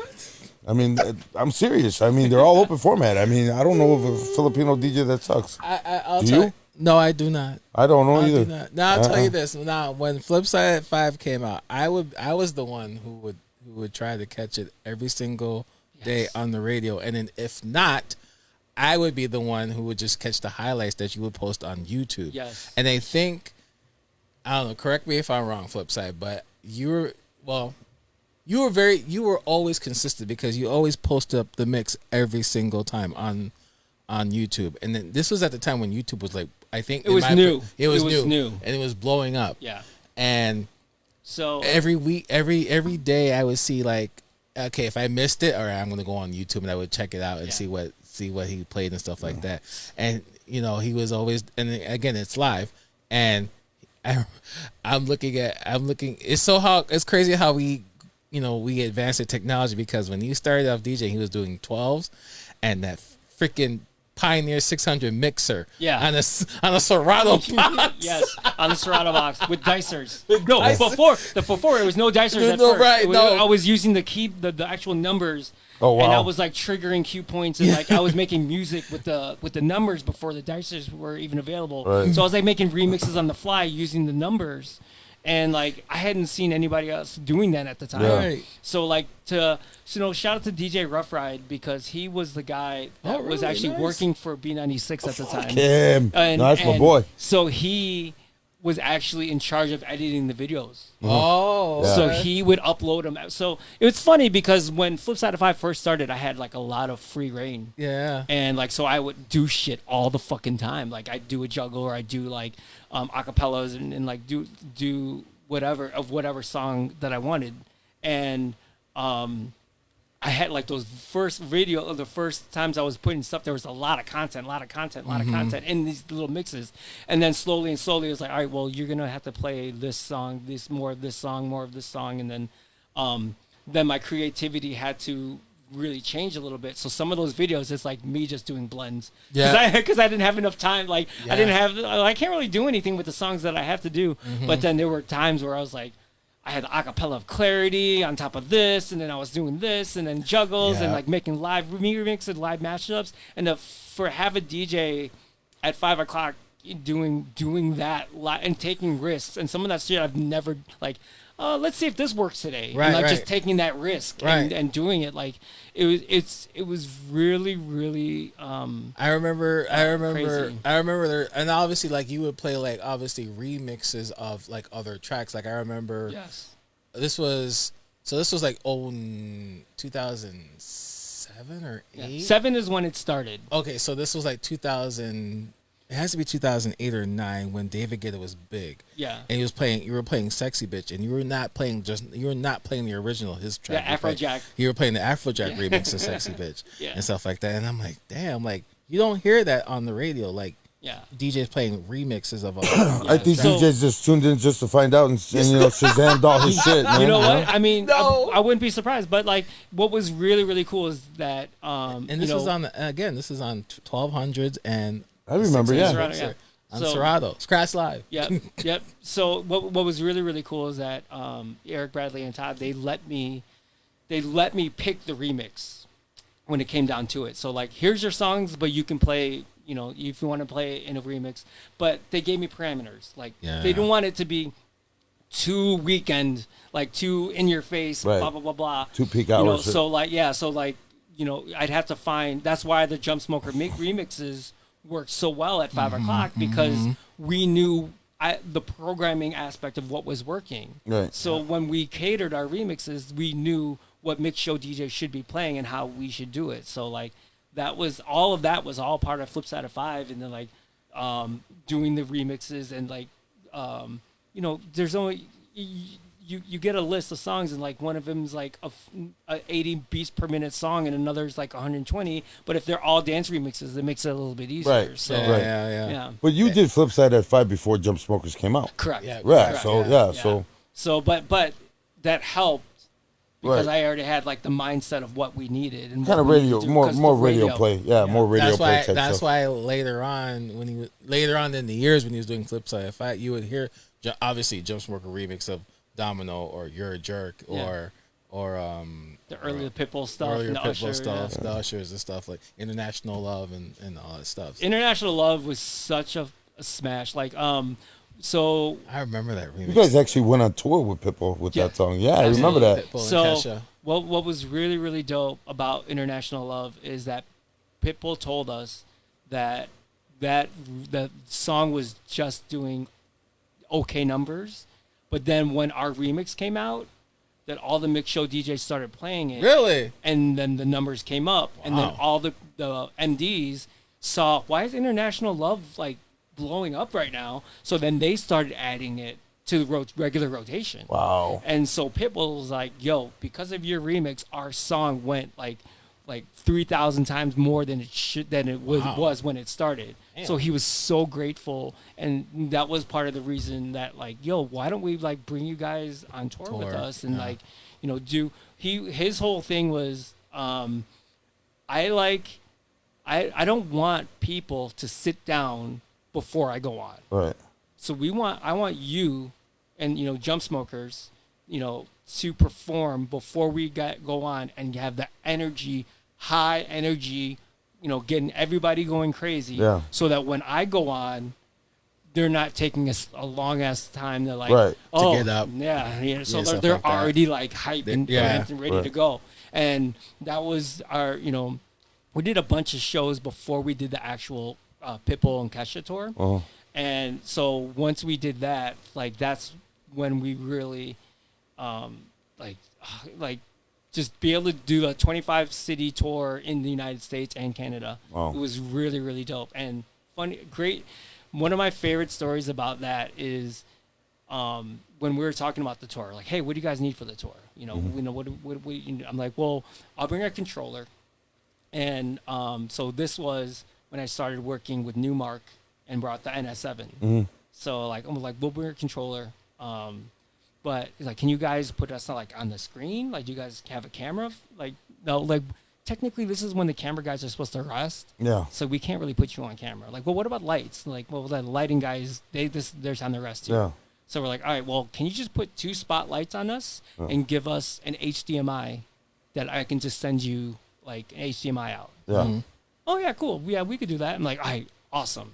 So I figured like, we can't get a cameraman. We're gonna get an HDMI signal. Let me use webcams and make our own can't be our own cameraman. Yeah. And I set it up with Resolume and Mix Emergency, so that we would have visuals. So it would be music videos with our own like Jump Smokers logo on the bottom, blah blah blah blah. But then we would hit a keyboard and it would cut to a camera of me DJing, or cut to of Roman on the mic, or cut to back to visuals like Jump Smoker visuals, or cut to the music video itself. Right. So like we produced our own show. Yeah. And like that was basically on like, you know, an Intel computer, Right. you know, and I had the way that I was able to get that to work was I had a FireWire dock. Oh shit. And so with that FireWire dock, it allowed me to have more bandwidth to have 3 cameras and a control resolute and like do all of the stuff and push the button and still be able to like put all that out. Yeah, this is built way before OBS. Way before OBS. Yeah, way before all of that stuff. So like, you know, for me, this is like groundbreaking of just yo, I'm gonna give you an entire show with just an HDMI. Yeah. So I like talked to like DJ Eloy. He helped me. He introduced me to like Mix Emergency and like, you know, like getting all that, doing video stuff, and you know, shout out to him on the East Coast, and like that actually is the main reason why when I went to OBS to start doing Twitch, that I was like already kind of prepared. Yeah. You know, because I was like, yo, I've done this before. I think like, OBS owes you money, man. OBS is free anyway. I know. It was a joke. It was a joke. I know. But yeah, but you know, now, you know, think about it. If I knew about OBS back then, or I don't even know if it existed back then, but like that would have been another way to really, really do it. But I mean, using Intel, that should tell you enough right there. Yeah. I mean, so you know? like. It was like 16 gigs of RAM and but the key was that FireWire dock of being able to get enough bandwidth to have multiple cameras. That was the secret back then. Now, did anything ever go awry during those shows? Not, you know, actually. Knock on wood? No, that we actually were legit. We from what I recall, no, so nothing technical happened. Right. A funny thing was that at one point they said, "Hey, we're gonna put a curtain to block so that so we can put the stage together." And then, you know, one of the times or a couple of times the curtain wasn't like secured. Oh, wow. So we'd be DJing and then the curtain would like engulf us like in front because these are like kind of outdoor venues. Right. So like. So we'd get like we'd have to hold back the curtain while we were doing our show. Oh, that's crazy. But man. I mean, but nothing technical. Like Pitbull's team is nothing but A+ people. Yeah. So like they're sound people. They're the guys, the crew that's like helping us. They were like, they knew exactly how to set us all up and like get our things plugged in and make sure that all that stuff. And then, you know, once they saw that was happening, and then they figured out what they needed to do for it. That's so dope. But yeah, you know, shout out to Pitbull and his team, because his team was like, they took us, we're on tour, and like, but what was crazy about that is that we're on tour the same time that I was doing Flipside at 5. Yeah. And Roman is doing Styles and Roman in the afternoon. Yeah. So the only way that we can do that was our bosses were like, yo, if you are not performing on a show with Pitbull on a day, you need to come back home and do your show. Oh my gosh. And then when you go out, you pre-record your mix, and Justin will, like, you know, he had Dougie Styles to like hold it down when Justin was gone. Dougie, I love when him. Roman was gone. So like, we would do a show, maybe do an after party. If not, then we would fly out the next morning to go back and do B96, and then the next day or two, and fly out to the next one, and just do like flying back and forth. So that year I got like 1K on United. Like I got super duper status. Wow. Like, yo, so but yeah, I mean but we wanted to do it. Like, of course, you know, you can't beat like being on a tour as yourselves. Not like, hey, we're a backup DJ for someone. Like we're performing after Kesha, before Pit. Yeah. You know, like we're in a high prime, you know, time slot. And then like even when we came, we went on tour. It was Pitbull and Enrique, and J Balvin before J Balvin was big. Right. Yeah. And so what was crazy about that is Enrique's people were like, no, we don't need a DJ. You know, we'll just play music. And then it was the first night we opened for Pit. It was Enrique, and then we went on, and then Pit went on. and they saw how crazy the crowd went, and then when he went on, Enrique's people was like, "Hey, yeah, do you guys want to open for us too?" Wow. So Pitt and Enrique would switch every night. So like Right. who was doing the closing spot? So it used to be, it would be like, it would be music, Enrique, then us DJing, and then Pitt, and then it was us DJing, Pitt, music, and Enrique. And then he's like, "No, we can't have that. We need to have you guys like Yeah, in the in middle. both slots." So no matter who was headlining that night, we got to play in Yeah. both slots. Yeah. Wow. And then what was actually really cool is that like Enrique's like, I want your last song to be Icona Pop. I love it. So once you play that song, we will tell you when to play it because that means that we're ready. And then so there was a whole thing when we would play that song. Then once it was over, it was like zoom, and then like his show would start like immediately. yeah. So it was like a transition that was, it's not like, oh, DJ's over, wait 5 minutes, and then they go on. Like Right. it was like Immediate, instantaneous kind of shit. Yeah. And That's dope. that was so cool. So that whole tour, it was like nonstop energy,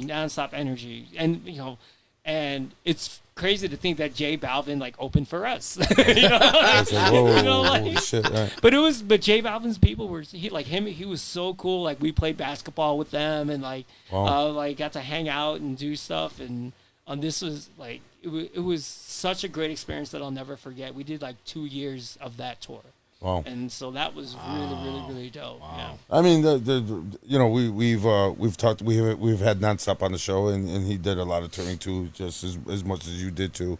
And he was telling us it was sometimes it was lonely, shit like that. Well, I mean, you think about it this way, like for us, there was not really time, right? Right. Like, so we would fly back the Yeah. next day, right? So Fly back the next day and they go back out. It's yeah, and so like we were still coming home, Right. and like so we weren't like on the road, like on a tour bus, just sitting there and never coming home. Right. Never. So we still got to see our family. I Right. still got to see my girlfriend at the time, and then like FaceTime, like me and her would FaceTime, like, hey, I'm home from the concert. We'd fall asleep on FaceTime. Aw. Aw. Aw. Like. Well, you married? You mean you're I'm not married? Yeah, that's We're married, awesome. Yeah, that's awesome. So she was, she was my girlfriend at that Yeah. point. But then, like, that's another thing that, like, me and her, I wanted to make sure that she knew, hey, I'm on tour, but I'm not like just being some fucking dog. Like, Yeah, right. Like, hey, like she didn't ask me to be on FaceTime with her like that. I was like, yeah, let's FaceTime. I'm proving it. Yeah, Yeah, I got you.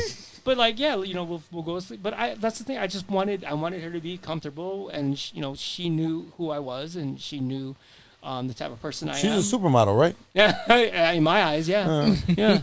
So No, like, shouts out to her, man, yeah. because when I had my wife on the show, she said it takes a powerful woman to actually date just alone a DJ in the clubs. I can't even Absolutely. imagine being overseas and stuff like that for Yeah. months at a time. Yeah. Well, I mean, our relationship was built on a lot of trust Right. to begin with. Right, So like, right. so that's what makes it a lot easier. I don't give her any reason to doubt it. Right, right. Well, shouts out to her, like I Yeah. said, man. So I mean, hey, it takes a very, very strong woman. That's awesome. That's great. Real quick, in the live stream, we have DJ Phoenix on TikTok. Phoenix, what up, bro? What's going on? DJ Galaxy had a question for Galaxy, Flipside. Yeah, oh my what's God, up? Galaxy. Please ask questions. He said, ask Flipside about the record store that you used to work at. Yes, I used to work at Superdance. Really? So I was actually the hip hop buyer at Superdance. Oh, that's Really? cool. So So I work for Tom Danik too. oh yeah. So like, Addison. yeah. Well, Superdance was different than Just Dance. Just Dance. Yeah. It was shout out to Jimmy Rogers. Oh, I'm sorry. Yeah. You're right. I'm sorry. Yeah. My bad. Jimmy Rogers, like I had known him for a long time because I would go buy records, right? And then I actually one of my first house mixes that I put out called Sublevel. Like I wanted to put it in the store, so the guy that was helping with Bob Tucker, he was like, "Hey, we got this Flipside CD, like we want to sell it at the store." And Jimmy's like, "Yeah, I don't know, and blah blah blah." And then I came in like a couple days later. I was like, "Hey man, I heard you didn't want to take my CD." He's like, "Oh wait, that's your CD?" Yeah. Oh, so then so he's like, "Oh yeah, we'll take that for sure." Yeah. So that was before I was working in there, and then eventually, I asked, I was like, "Hey, I would love to work here, just to, I love the DJ industry. You know, I've been DJing. You know, I need another side hustle while I'm doing school and stuff. And he's like, yeah, sure. And because I was working with Speed, I was like learning all the new music that was coming out. Like, because all the record labels would send him everything. So I'd be like, yo, Jimmy, you need this record. You need to get this. You need to get this. And that's when he was like, all right, you know what? Maybe you should just be like, buy the records, like order the records. And, you know, he trusted me with to be like, yeah, we need this. We need 4 of this. We need this. And then we need some back catalog. We need Hypnotize. We need Far Side. We need this. You know, blah, blah, blah, blah. Right. And that helped like the hip hop areas like to become that. And that's actually where I really discovered like the underground house music from that underground section. Yeah. Like I wasn't The white labels. Yeah, no. Like the underground house, like Bob Sinclair. Okay. And like Wow. like the Defected records and Subliminal records, Okay. and like really learning about that kind of disco house and French house and like all of that because of that whole section.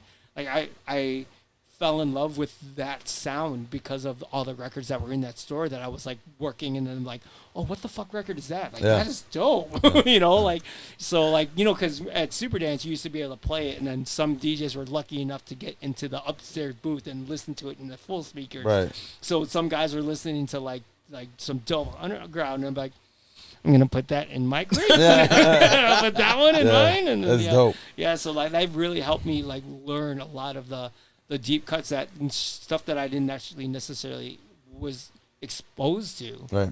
And you know, and then Bad Boy Bill Banging in London comes out, and then it's like, you know, all that, like, you know, that whole influence of like showing other people, yo, underground shit is dope too. Yeah. You know? So like that was such a great time. Now, speaking of Bad Boy Bill, I remember on the episode of Flipside at 5, you actually had him on the show. Yes. How was that? So Bad Boy Bill, fucking legend. Like when you talk about top DJs in my favorite DJs, Bad Boy Bill, DJ Jazzy Jeff, and Dimitri from Paris. Okay, so those are my top 3. Dimitri, bro. Yeah. Oh my so, God. So I mean, and it's funny. I feel like Dimitri from Paris is such a deep cut, but like, you know, if you know, you know. Yeah. But like Bad Boy Bill, like obviously growing up listening to him and having that influence, and then having him like welcome me into B96 as well, too, like being a part of that, like having that relationship, and then he left and like was doing, you know, Beatport and doing his worldwide tours, and bigger than the station. Yeah. And like he was releasing a new mix, and we got to bring him like, hey, you want to do a guest spot on Flipside at 5? Like, fuck yeah, bro. Like let's let you. So like, I remember you were on YouTube. You were in the studio with us. Yeah, I was in the studio. That was I know. dope. I remember that one. I actually listened to that show because I heard it. I heard the whole promo on the radio, and I'm like, oh shit, Bad Boy Bill. And that's when he was putting out that mixtape behind the decks. I was like, damn. Yeah. So like, and to have the relationship, you know, so before I got you know, I had been on the station for like maybe 4 years or so, and then I actually reached out to him and I was like, hey, can we grab lunch? He's like, yeah, sure. Like, I want to pick your brain. And so You're a lucky guy. So You're a lucky guy. You're very lucky. This is what I'm saying. You know, here I am, like talking to like my favorite DJ, and like, you know, he's humble enough to be like, yeah, let's have lunch. So I bought him Cheesecake Factory, and then like we had lunch, and I was like, he's like, yo, I really want to do like, I want to get to like the next level. Like, I feel like I have the opportunity with all the you know, exposure that I'm getting from the station. I'm doing like creative shit. Like, what should I do? And he's like, well, you're getting booked out of town. Are you like, and I'm like, yeah, I'm getting some bookings. He's like, well, you know, basically when I was getting booked out of town, I was like giving away free shit. I was giving away mixtapes. I was doing all this promo. I was doing shit that the other DJs weren't doing. Yeah. So that when I come back to that city, they're hearing, they're taking the CD home with them. They're listening to it. They're sharing it to their friends. Yeah. And they're like, they're really getting to know who the fuck Bad Boy Bill is. And like, even if they didn't know who I was and they enjoyed the show, but now they take the show home with them with a CD, now I'm building fans, like lifelong fans potentially. And when I come back to the city, like, oh, he's coming back. He's coming back. You know, like, so like he like really talked about like this whole other branding aspect of a DJ. Yeah. And like, cause you know, DJs are a brand.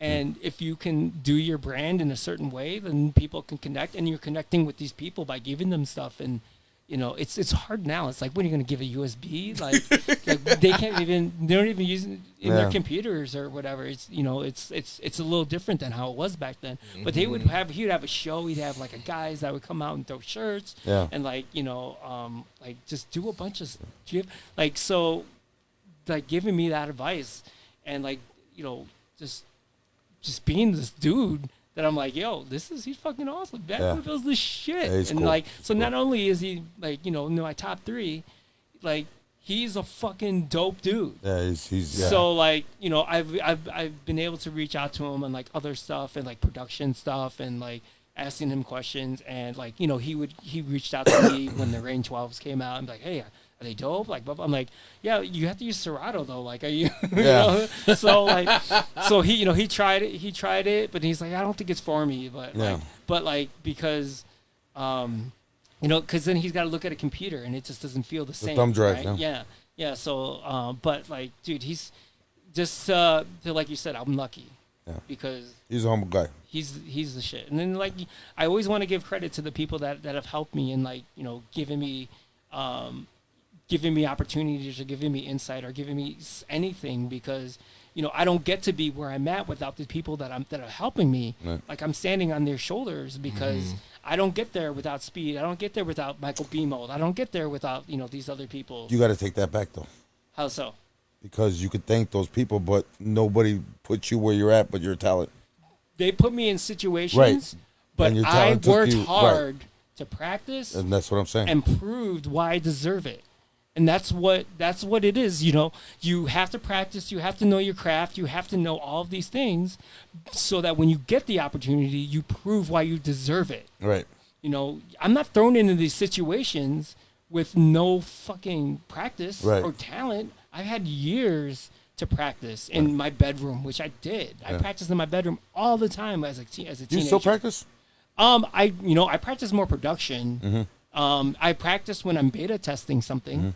Because, you know, luckily I've been able to work with Rain and like do all of these things, and like, you know, and when I was on Twitch, Twitch was practice, because you know, I don't come up with a lot of the creative stuff I do ahead of time until I'm like in the moment sometimes. Right. So I'm like, oh, that's how I feel. Oh, I can do this with that. Like, oh, that's dope. And then I'll do that one time.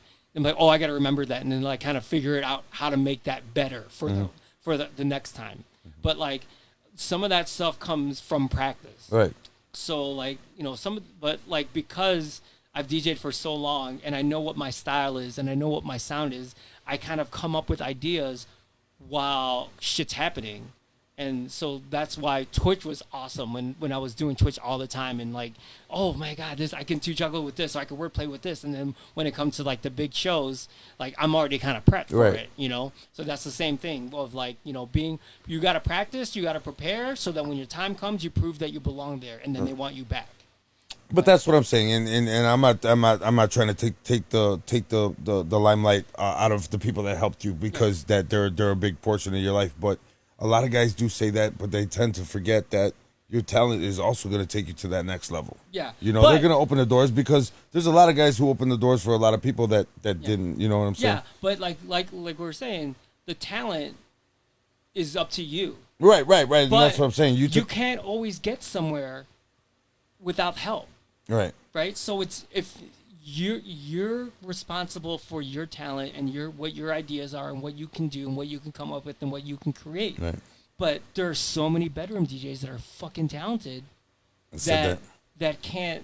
They're not getting help. Whether it's they're not talking to the right people, they're not acting the right way. Right. They're not. They're not understanding that networking side of it, or even helping other people that can help them. Right. Like, like I always, but see, the thing about me is that I never want to, like, if somebody helps me, I always want to be, all right, cool, let me help you out. Let me do something else. Let me pay you back. Right. Like, you know, and like, I've, you know, I feel like I've helped a lot of people. Yeah.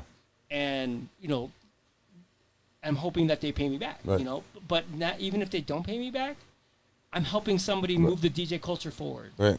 And my style forward, and I'm planting my seeds. Like, you know, it's funny. I had a conversation with the Executioners. Oh wow. Like Rob Swift and all that. Yeah, I know. And like, I told them, I was like, hey, because of you guys, I learned a lot about DJ battles and stuff like that. And because of that, I did that shit on Flipside at 5, and I did it in my radio station. And because of that, there are DJs that were in Chicago that learned about scratching, learned about turntablism. So I told them, I'm like, you guys are grandfathers to my kids. Yeah. You know, to the DJs that learned about. Look, I'm not going to say I'm anywhere as close as those guys in talent, but I was able to find the right percentage of seasoning to make my audience appreciate that steak. Right. So, like, you know, there's audiences that won't understand what a 3-click flare is, Right. but they'll understand a simple melody transform something, you know, like, so A matchup or something. yeah, you Yeah, know, a but flip. to find that way to really introduce DJ culture, but not like get too deep on them where they're like, dude, this is just noise. And that's Right. like one of the things that kind of bothers me a little bit now about like some of the younger generation where like scratching is noise, scratching is, you know, like, no, it's a part of where you come from. Right. So like, But does it always work? No. It depends on how you do it. Like, it's not going to work if you do like a 64 count of 3-click flares Yeah. into a crowd that just wants Katy Perry. Right. Like, I want to shake my ass. What the hell is this, man? so Yeah, I like, got you. but you can do like a loop, and then you play another beat, and then you scratch out of that Right. loop, and then like, oh, like put your hands up, Yeah. up, you know, like, so it doesn't have to be and fresh Yeah. in the middle of a set, Right. or oh yeah, it can be just scratching a part of the song that's already playing. And make it Flipside 5, we did it a lot. yeah. Especially I at the time, Day and Night, the Crookers remix was always my favorite. So when he would That's always dope. play that, and he goes into that break, he was always scratched At night. At At night. night. Right. It's funny that you mentioned that because when I did just last week, 2 weeks ago, Flipside of 5 is officially back on B96. Yeah, we were going to talk about that. Yeah. So Congratulations, I by the way. got to thank you. I got to play Kid Cudi Crookers again, and I did the routine because I'm like, there's no fucking way I'm not playing this and not doing the routine at least once before I get yelled at. Hopefully I won't get yelled at, but I'm gonna do it. You know, And you, Metro, Oh my Marquee, you guys are just, and just like you just said, I mean, that how you take that, you know, even on a break, you know, and you take the last 16 and you just scratch it out. Yeah. That's just dope, man. yeah, you know, we kind of come, you know, from all the same schooling of like, you know, like us all working together. Right. You know, we influence each other as Bulls DJs crew too. You know, like even outside of Bulls DJs, but we've always had like, you know, Mark had learned from what we do, and you know, Metro, his cousin, his Nonstop. Yeah.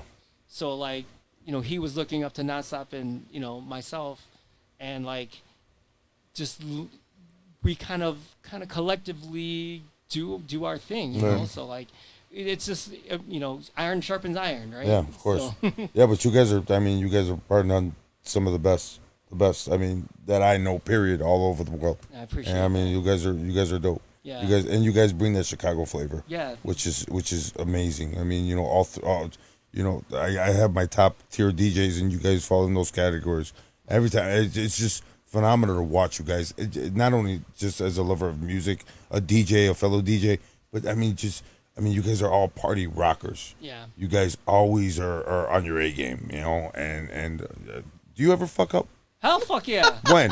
Hell yeah. When? Okay. I've never heard. Okay. Never heard. And Oh, if you do, okay. you're pretty good at masking it. So I mean, I don't believe you. well, I usually fuck up like a little bit every set where it's to me where I'm like, oh, I could have done this. Yeah. But like the average person might not catch what that fuck up is. Right. But I fucked up like, yo, I was on. Have you? No, you probably not on YouTube because hey, this man posts like what's in the mind of Flipside, like during his DJ sets. Yeah. Like he would say, he had like these pop ups in his head of like what he could have done or something like that. Yeah. It shoulda, woulda, coulda. We all got that. I mean, yeah. you know. Yeah, but no, but I mean, I love that. Thank you for watching that video. Oh no, but I love that. I watch. Yeah, what I wanted to really convey in that video is that like this, it wasn't like what rethinking of look what I could have done. Yeah. It's more of like in the moment this is exactly what my brain was doing. Yeah. So I was like, all right, well, are they reacting to this? Maybe let me see if I tried this one and see. Oh, that didn't work. And I'm putting that out like on the screen so people can actually see what's actually going through my brain during like an old school set or whatever. And like, okay, let's try this. Let's try that. What I see in those videos is energy. That's all I see. Yeah, exactly. That's what I said. Party rocking. I mean, That's these what I guys. say about energy. That's all I see in this video. And Nothing it but just energy. it satellites to everybody else. I've never seen a dead crowd when you're on. And usually, sometimes you'll be on stage or you're seeing, you're looking around, and you got a couple people just bobbing their heads. It's like, damn. Yeah, yeah. But I mean, yes, I've made mistakes. A funny mistake that I did, during Flipside at 5, I was, I was playing. It was not Pitbull. Pitbull was in the song, but it was a girl song, which he's like on this remix, right? Mm-hmm. And I'm playing it. I'm like, I played the Congo Rock remix. I remember. I just can't remember the name of the song right now. But it was the Congo Rock remix. It was a super dope EDM version. And Pitbull's rapping. And then at the end, it's like, no, fuck you, pay me. I'm like, we're fucking live! like, my face was like, oh! like nobody said anything. No text message. Like, oh. You got away with it. Yeah. But even one time at the Bulls, like my first season at the Bulls, one of the players was like, hey, can you play Ice Cube? Today was a good day. Yeah. Like, all right, cool. I look it up. I got a clean version. Like, cool, I'm playing it. Players are warming up. This is the beginning of the game, so or just before the the big stuff happens. So it's the main warm up. I'm playing it, and then it's the clean version. But then Ice Cube like, I can make that ass drop. Yeah. I'm like, oh. It said clean. Yeah. But they're like, don't do it again. People make mistakes. They understand that. So like, as long as I'm not like consistently like making dumb like big mistakes. I mean, obviously it's not malicious, but shit. But like, I prepare as much as I can so that when I'm doing my sets, I don't have to worry about like stuff like that. But I think when I do Bulls games, the thing that scares me most is that. Yeah. Like I play Ludacris stand up. Yeah. And then like they say ass in that one, or Justin Timberlake rock your body. Yeah, exactly. Justin Timberlake rock your body. Like that ass shaking thing you do. Like, oh fuck, like it's clean, but it's not clean. So then you have to make super duper clean edits for the super clean. Yeah. So like that takes you 2 seconds to do, right? Oh no, bro! Not when I'm making today's hip hop. Yeah. Like everything is ass, like and sex related, gang related. I get to take all that stuff out. Yeah. So like, but when it comes to mistakes, most of the stuff is when I'm trying something tricky. Or trying it for the first time, or if I have a routine and I don't hit it the way I want to. Right. You're hard on yourself. So, but it's like, to me, I know it's not perfect, but somebody else might not. They'd be like, oh yeah, that's cool. That's dope. They might not catch it, but I'm like a perfectionist on that shit. Yeah. And I hear mistakes in my own stuff, or like, but like even like when I listen to some of my mixes back, I'm like, oh, I could have edited that in Ableton just a little, like could have faded that part, like, right.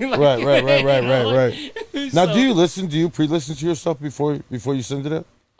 Like you'll cruise around the neighborhood just for 45 minutes and stuff. I used to do that. I used to. Yeah, I used to do that. When it was like mixes that I was like putting out officially or doing stuff like that, I would like listen to it. But like when it became like doing mixes every weekend, every day, I wouldn't always listen to it before I sent it in because the time frame was like, you know, even when I first started, it was like you had to burn a CD, you had to drive to the radio station and drop it off and just hope that it fucking works. Now we're just MP3ing, sending waves to you know, through the station. So like, but now I'll listen back. I'll listen to, like, I'll put it on my phone and I'll listen on like a plane ride. Like, oh man, I love when I did that. Like, oh, I could have fixed that or whatever. But like, there's some stuff that I've come up with creatively in some of these mixes that like I only do for that mix. Yeah. So if you don't hear it in that mix, you don't hear it. Like, I don't bounce it out and like, oh, this is a mashup that I'm gonna use all the time. Like sometimes I will if it's that dope. Yeah. For the most part, I'm making stuff for that mix. Right. Every time. Right, so. Live. Yeah, it's kind of like what I do. It's at the moment, man. It's not something that you pre-plan. You know, it's just like, oh, this we go dope with some stuff, and that's cool, man. Now with Rain, let's get on that real quick. How is that? I mean, dude, I mean, how did that come about? So, what's amazing is that I was working with Chris Roman from Newmark, who's actually he was like the head guy in music brands. This was before Rain was in music, right? So I was doing the NS7s, and I was like the face of the NS7 III. So if you go back and you see the promo video, I'm doing a routine. They flew me out to Connecticut, and I like did a routine on the NS7 III, and then they filmed it and then edited it, and then they interviewed me, and like they put me on like the Newmark website and like all that stuff. And then I was talking about Chicago Bulls, how we were using that NS7 at Bulls games, because the season 1, that's what we were using, the NS7, and that became. I was also using the NS7 on the Pitbull tour. So because of heavy ass controller. Yeah, but I mean, but it was. It's like 45s, man. I know, it was like so dope. Cool. It was that was like the first motorized platter, like. You know, besides the V7, which they had the individual one, but the first all-in-one. Yeah. You know, and then because of that, we were using at the Bulls games, and then my boss Michelle, at the Bulls, amazing. She's the one who brought me into the Bulls. She's like, you know, she's Filipino, right? Yes. Yes, I met her. Yes, she's cool. Awesome. I actually did a private party for J Funk with her. Yes. She's cool. Yeah. Yes. Again, there's no me without Michelle either. Yeah. So. What she said was, you know, the Newmark controller kind of looks not that great. I want actual turntables. Like, we need turntables. Oh. And I'm like, oh, are you sure? There's so much things you got to worry about with the needles and vibrations and stuff. So yeah, I like the look of it. And I'm like, okay, we'll do that. So I called Chris and I was like, hey, Chris at Newmark or in music. And I was like, hey, you know, our boss doesn't like the look of the NS7.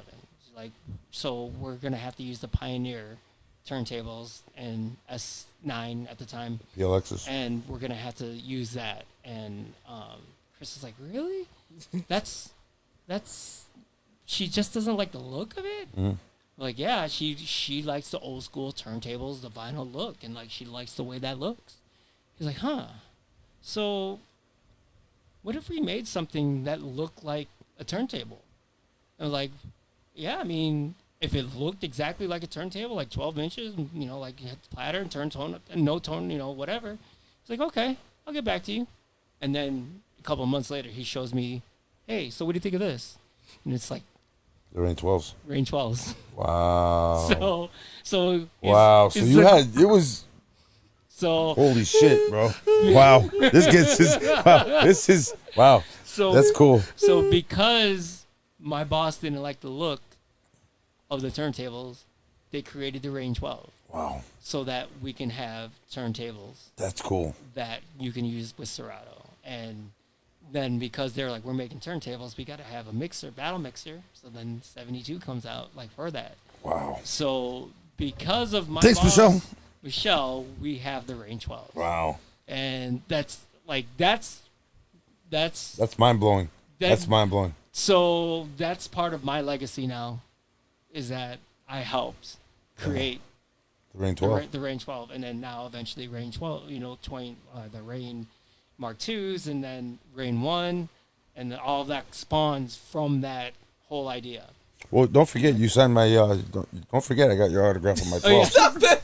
I dead ass. I got his autograph. I know. I saw it. Yeah, I got his autograph on my 32, my 38-year-old 12s. 38 years old.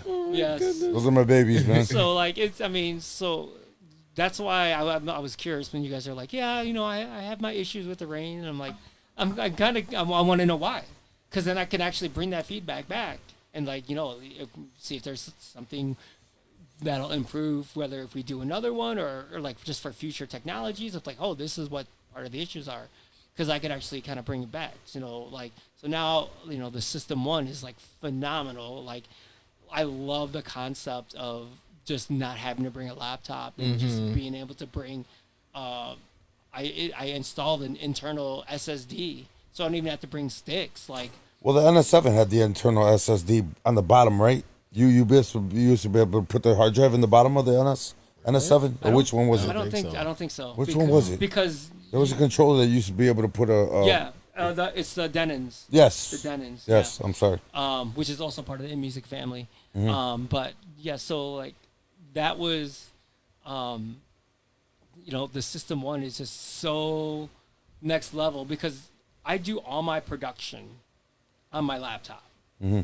So anytime I DJ somewhere, I'm bringing my whole fucking world with me. Yeah, for sure. Yeah. So like, and all it takes is a dumb person to be like, yo, drinks. Yeah. Wow. So Well, like, you're smart enough to back your shit up. of course. Okay. But still, Yeah, right.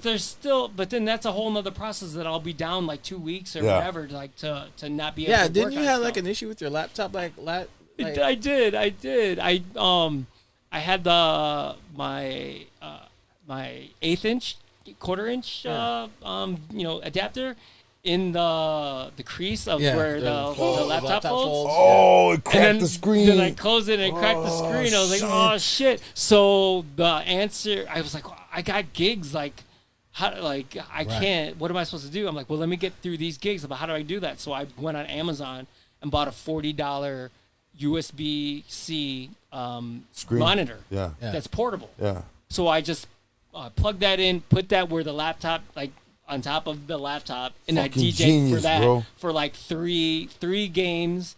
And then I was like, all right, I don't have gigs for a couple, enough time that I can get it replaced. So then I got it replaced that day.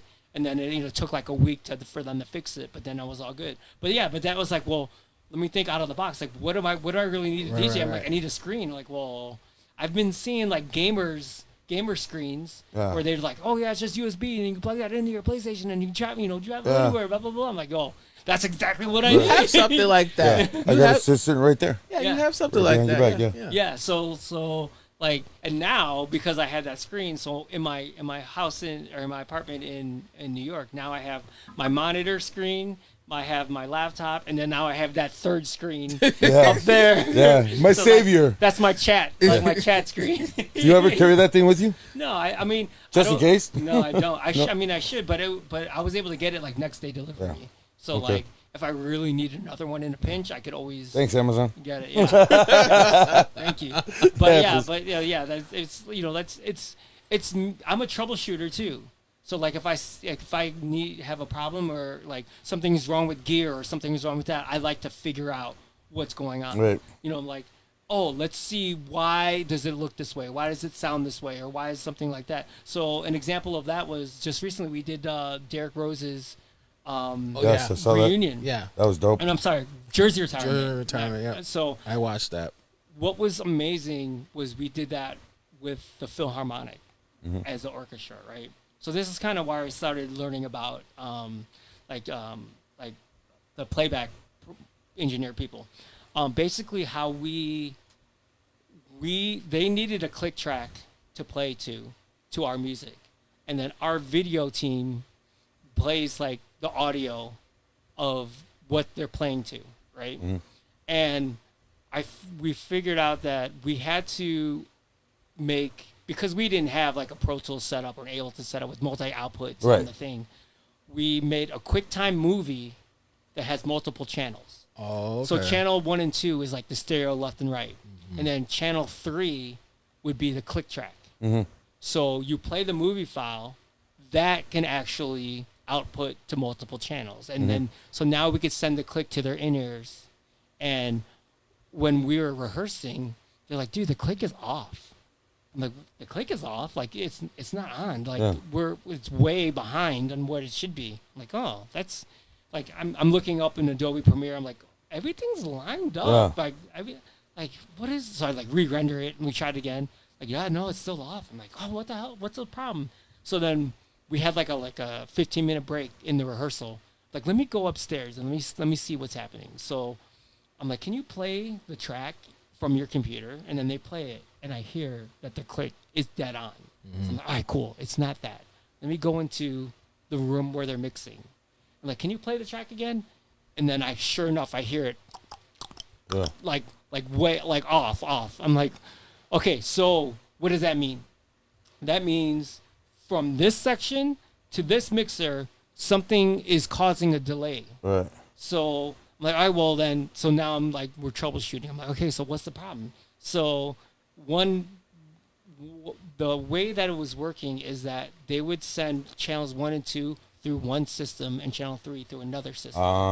So it wasn't conjoined. So yeah. So that going to the other system was causing the delay. Wow. Like, this is how we always do it. We've been doing it this way for years. And well, not tonight, Slee. Like, that's part of our issue. So then once they figured out that was the problem, then they figured out, okay, we need to put it all in the same system.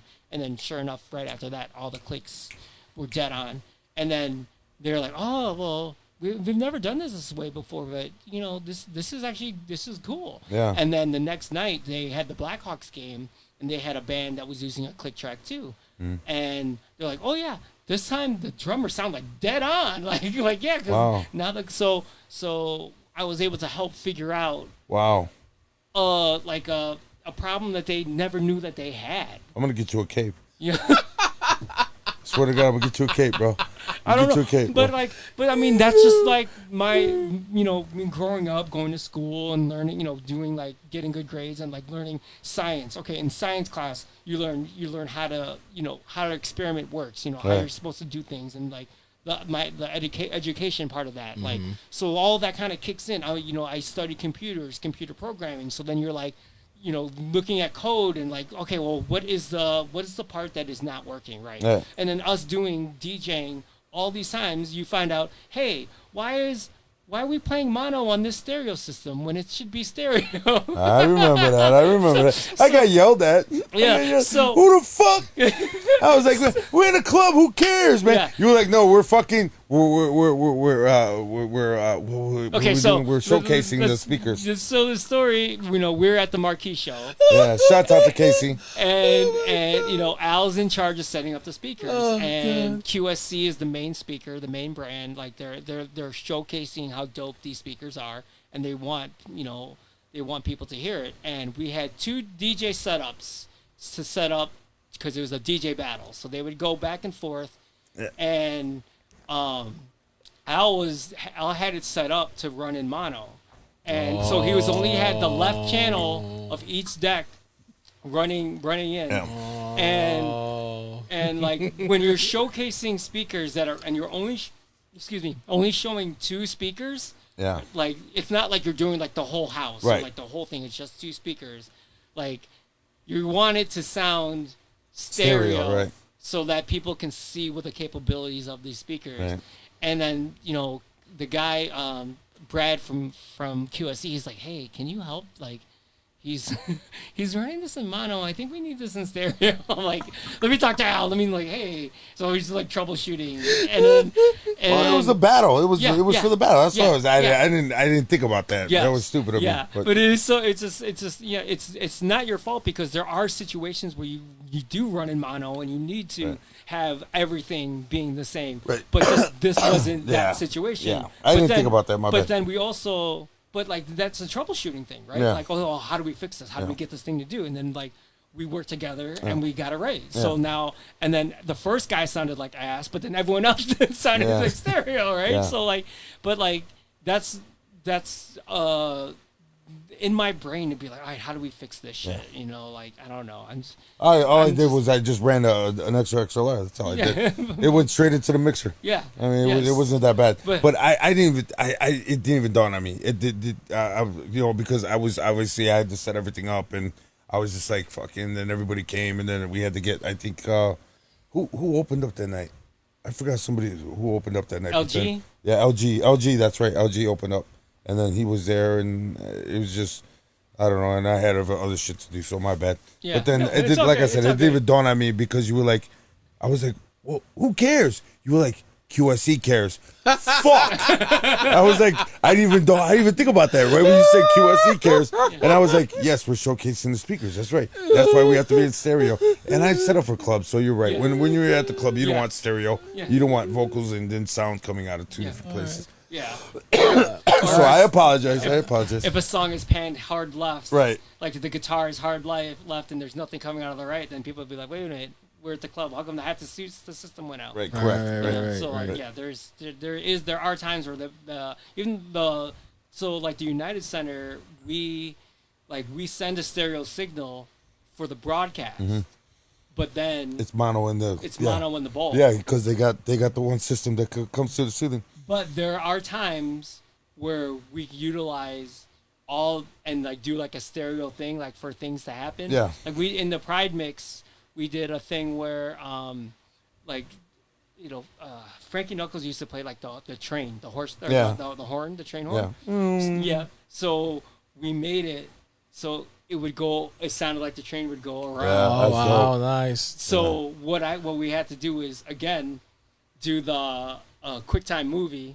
So it'd be like channels 1 and 2 was the mix, and then it was like 3, 4, 5, 6, 7, 8, up to 14 or 16 channels. Wow. So it would have the train being like 3 and 4, and then 5 and 6, right. and then 7 and 8. So it sounded like it was going around. That's cool. Yeah. Like it's nerd shit. I love it. Yeah. It's that little stuff that nobody would even think about. Yeah. You know what I'm saying? Like I'm a sound engineer. I didn't even think about that when you said QSE. I was like, son of a bitch. Yeah. My bad. Sorry, dude.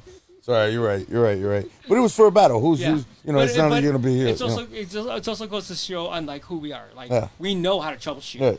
You know, there's a lot of DJs that would be like, all right, well, yeah. Next, it's not working. Yeah. Right. Do something. Yeah. Like no. Like you got to do something. We can figure out. Like that's part. As a DJ, you should know at least some kind of like troubleshooting. I actually learned a lot from you that day. Reason being is because of notes because we were judges for the battle. Yeah. Remember? Because of the notes, and you sent me that note, and I fucked up again by erasing a couple names. You were like, "What are you doing?" It was all real time, and because we all had iPhones. Yeah. And he actually did the all the question or. Okay, yeah. So we did like a group note. Yeah, group note, and I replaced it because I wanted to put them in order, and he was like, he flips. I looks at me, he goes, "What the fuck? Who's erasing this shit?" I was like, how the fuck did you see that? Because it's a real time, you dumbass. Yeah, I was like, oh my God. You can share a group message. I never do that. It wasn't a message. It was a note. Oh, group note. I'm sorry. Group note. So like we had all the judges like invited to this note. So then you would write your thing, and so then in real time we'd have all the scores. Correct. In real time. Yeah. I'm an idiot, and I didn't even think about that. That's when I did that. We have a group note going on. So Flipside, what's new for you? I know you started back. I know that Flipside at 5 is back on. Yes. Congratulations. Thank you. Flipside at 5 being back on Monday through Friday at 5 o'clock is like another dream come true of just like being able to come back and pay homage to what Flipside at 5 was and what B96 is, and it's really really cool that I have the opportunity to have a little bit more freedom in how I get to play this music and do that, like doing all the production. Like I'm really focusing on learning more about mixing music. Like the kick should be this, the hat should be like mixing the volumes and stuff like that, and like this should be spread this way. Like I'm really trying to learn. Like I wouldn't say that I'm like an expert at that at all, but I'm always learning. I'm trying to learn how to be better at that, and There's a big difference between somebody that's learning and you're dissecting. Yeah. Okay, you're dissecting something. You're taking this shit and you want to know the molecules of this. Yeah. So where somebody's learning something, okay, 2 + 2 is, okay, cool. No, you're dissecting this shit and trying to figure out where the shit, so there's a big difference. Yeah, like I want to be able to like, mix and master my own productions and stuff like that. And like, that's the goal. But like, I have a lot to learn. And I still see the improvement on where I was and where I am. Like from some of the Jump Smoker stuff, like, I was doing the final mix on it and master. So like I can hear, like I go back and listen to some of them. So I'm like, what the fuck was I thinking? And like, but like there are things if you don't try it or you don't look, you can't learn. Like right. You have like a year of no production, then you're not really advancing yourself right. of even just, oh man, like going back and listening to this. Like I have songs that I haven't put out yet, but now I'm going back with like, because now my mix engineer ear is like, oh, I see how I can fix this and make this better. Yeah. So like I'm focusing on that. I'm focusing on the music production of it. Jump Smoker's got new music coming out. DJ Flipside's got new music coming out. Nice. So like I'm really getting some house stuff. I'm really embracing AI with music and using it as a tool. Not as to complete the whole song. Kind of like what some of these DJs use for sync.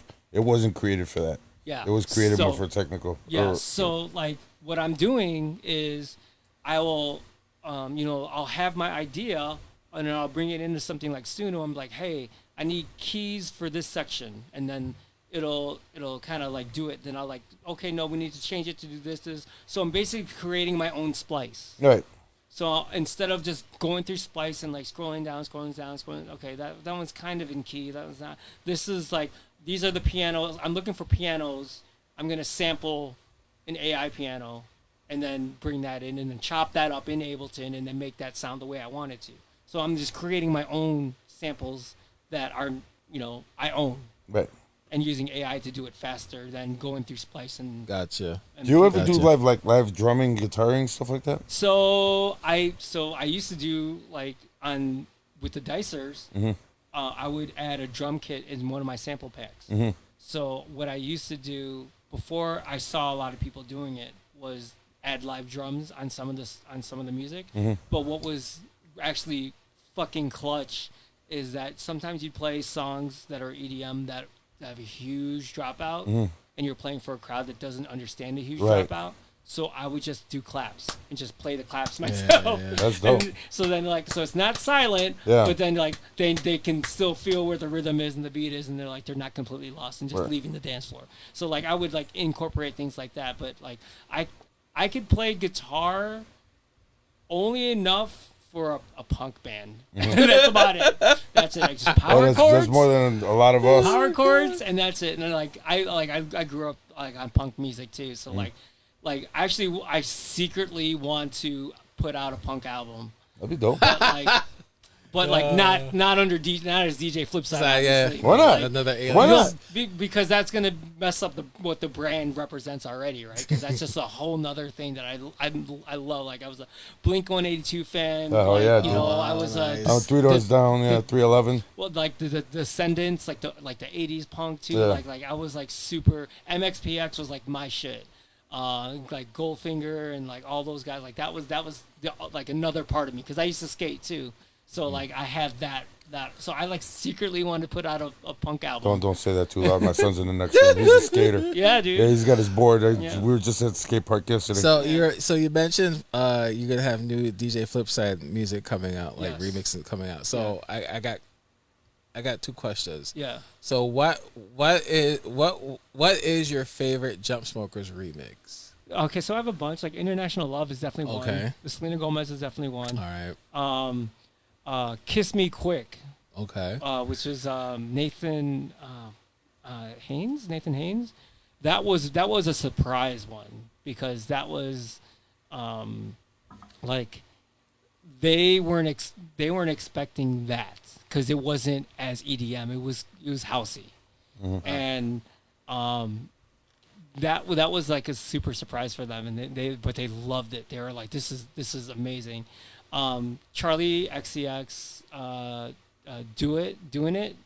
That one was like another sleeper that was like super like, because that song wasn't that big, it didn't really blow up. But the production on that I fucking loved. That Timber was great. When we have so many, like the Usher was good. Yeah. Our biggest ones were Firework, Usher, and International Love. Firework, yeah. So Firework was actually one of those where we had two versions. We had one that the label wanted, and then one that we wanted. Okay. So they let us. Most of the DJs played the one that we wanted, but they had the other one for like radio people. But like, those are probably like the most iconic ones. But like, we've done so many. Like we did some for Ricky Martin. We did like Celine Dion and Rod Stewart. And who's Rod Stewart? Who the hell is that?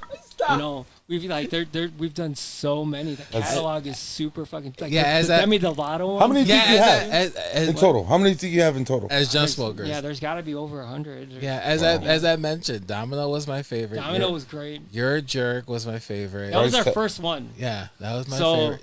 Price Tag, I think. You did one for Price Tag. No, not Price Tag. No. Domino was the one. Okay. Domino was my favorite. You're a Jerk was my favorite. International Love was my favorite, and then just like as a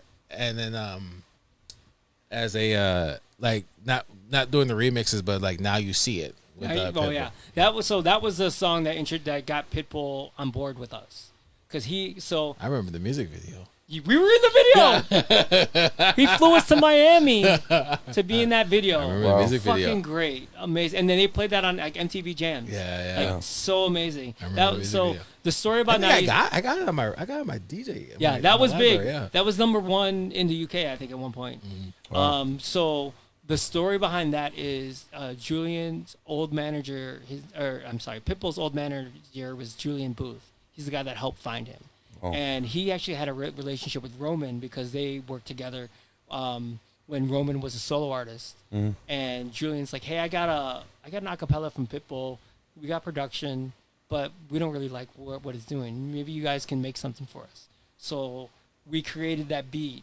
And he's like, leave the second verse open for an artist that we're going to put on. And that eventually became Honor Rebel. Honor Rebel, yep. So Honor Rebel was the main artist and Pitbull was the feature. So we took the acapella, chopped it up, and then made it like the hook where it should be. Created that whole little section. If you listen back, Roman's verse, he doesn't even mention Honor Rebel, because at the time we didn't know who the guest was gonna be. Yeah. So Mr. 305 and you hear Honor Rebel in the beginning of the track. Yeah, but like in Roman's verse, he doesn't even mention him because we didn't. He wasn't in.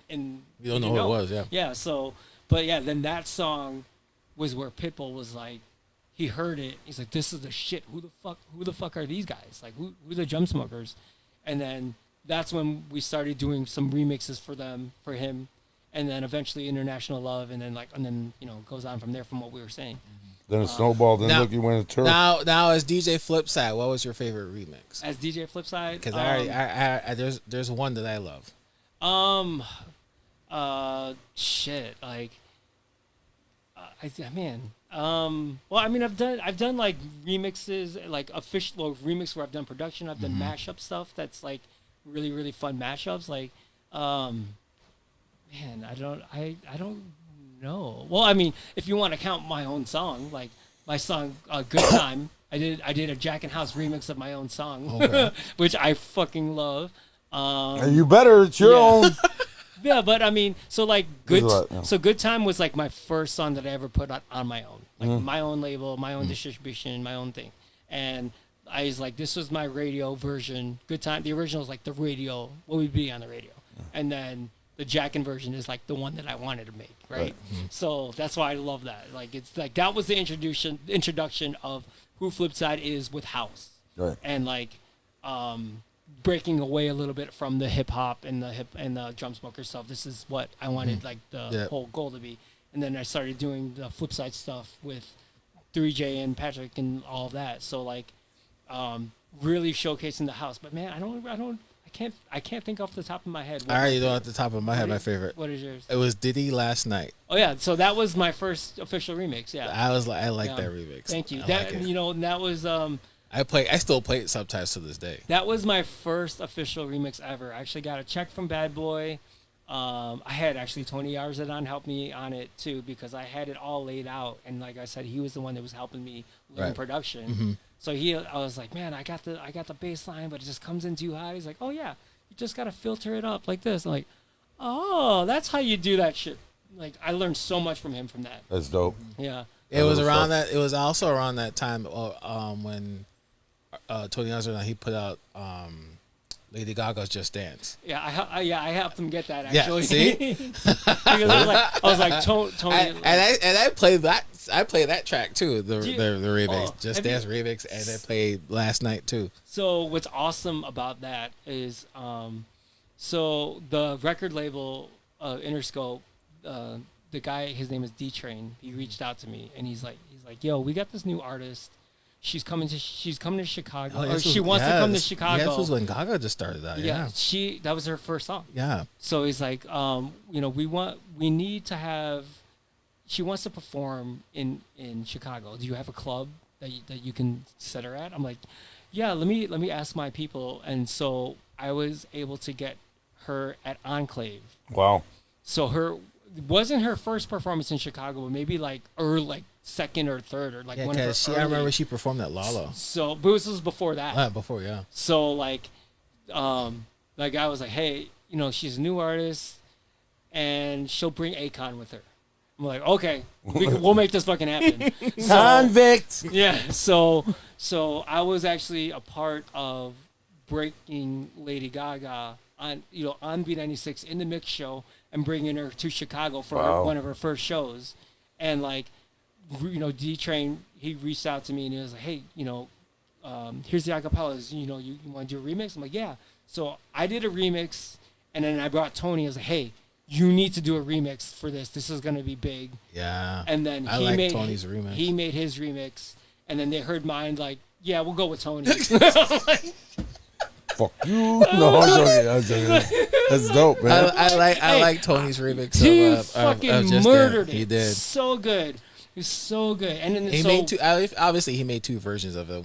The DJ friendly and then like the extended remix of it. Yeah. So that was actually like on iTunes, like an official release. So Tony and I had done remixes together before we did Jump Smokers.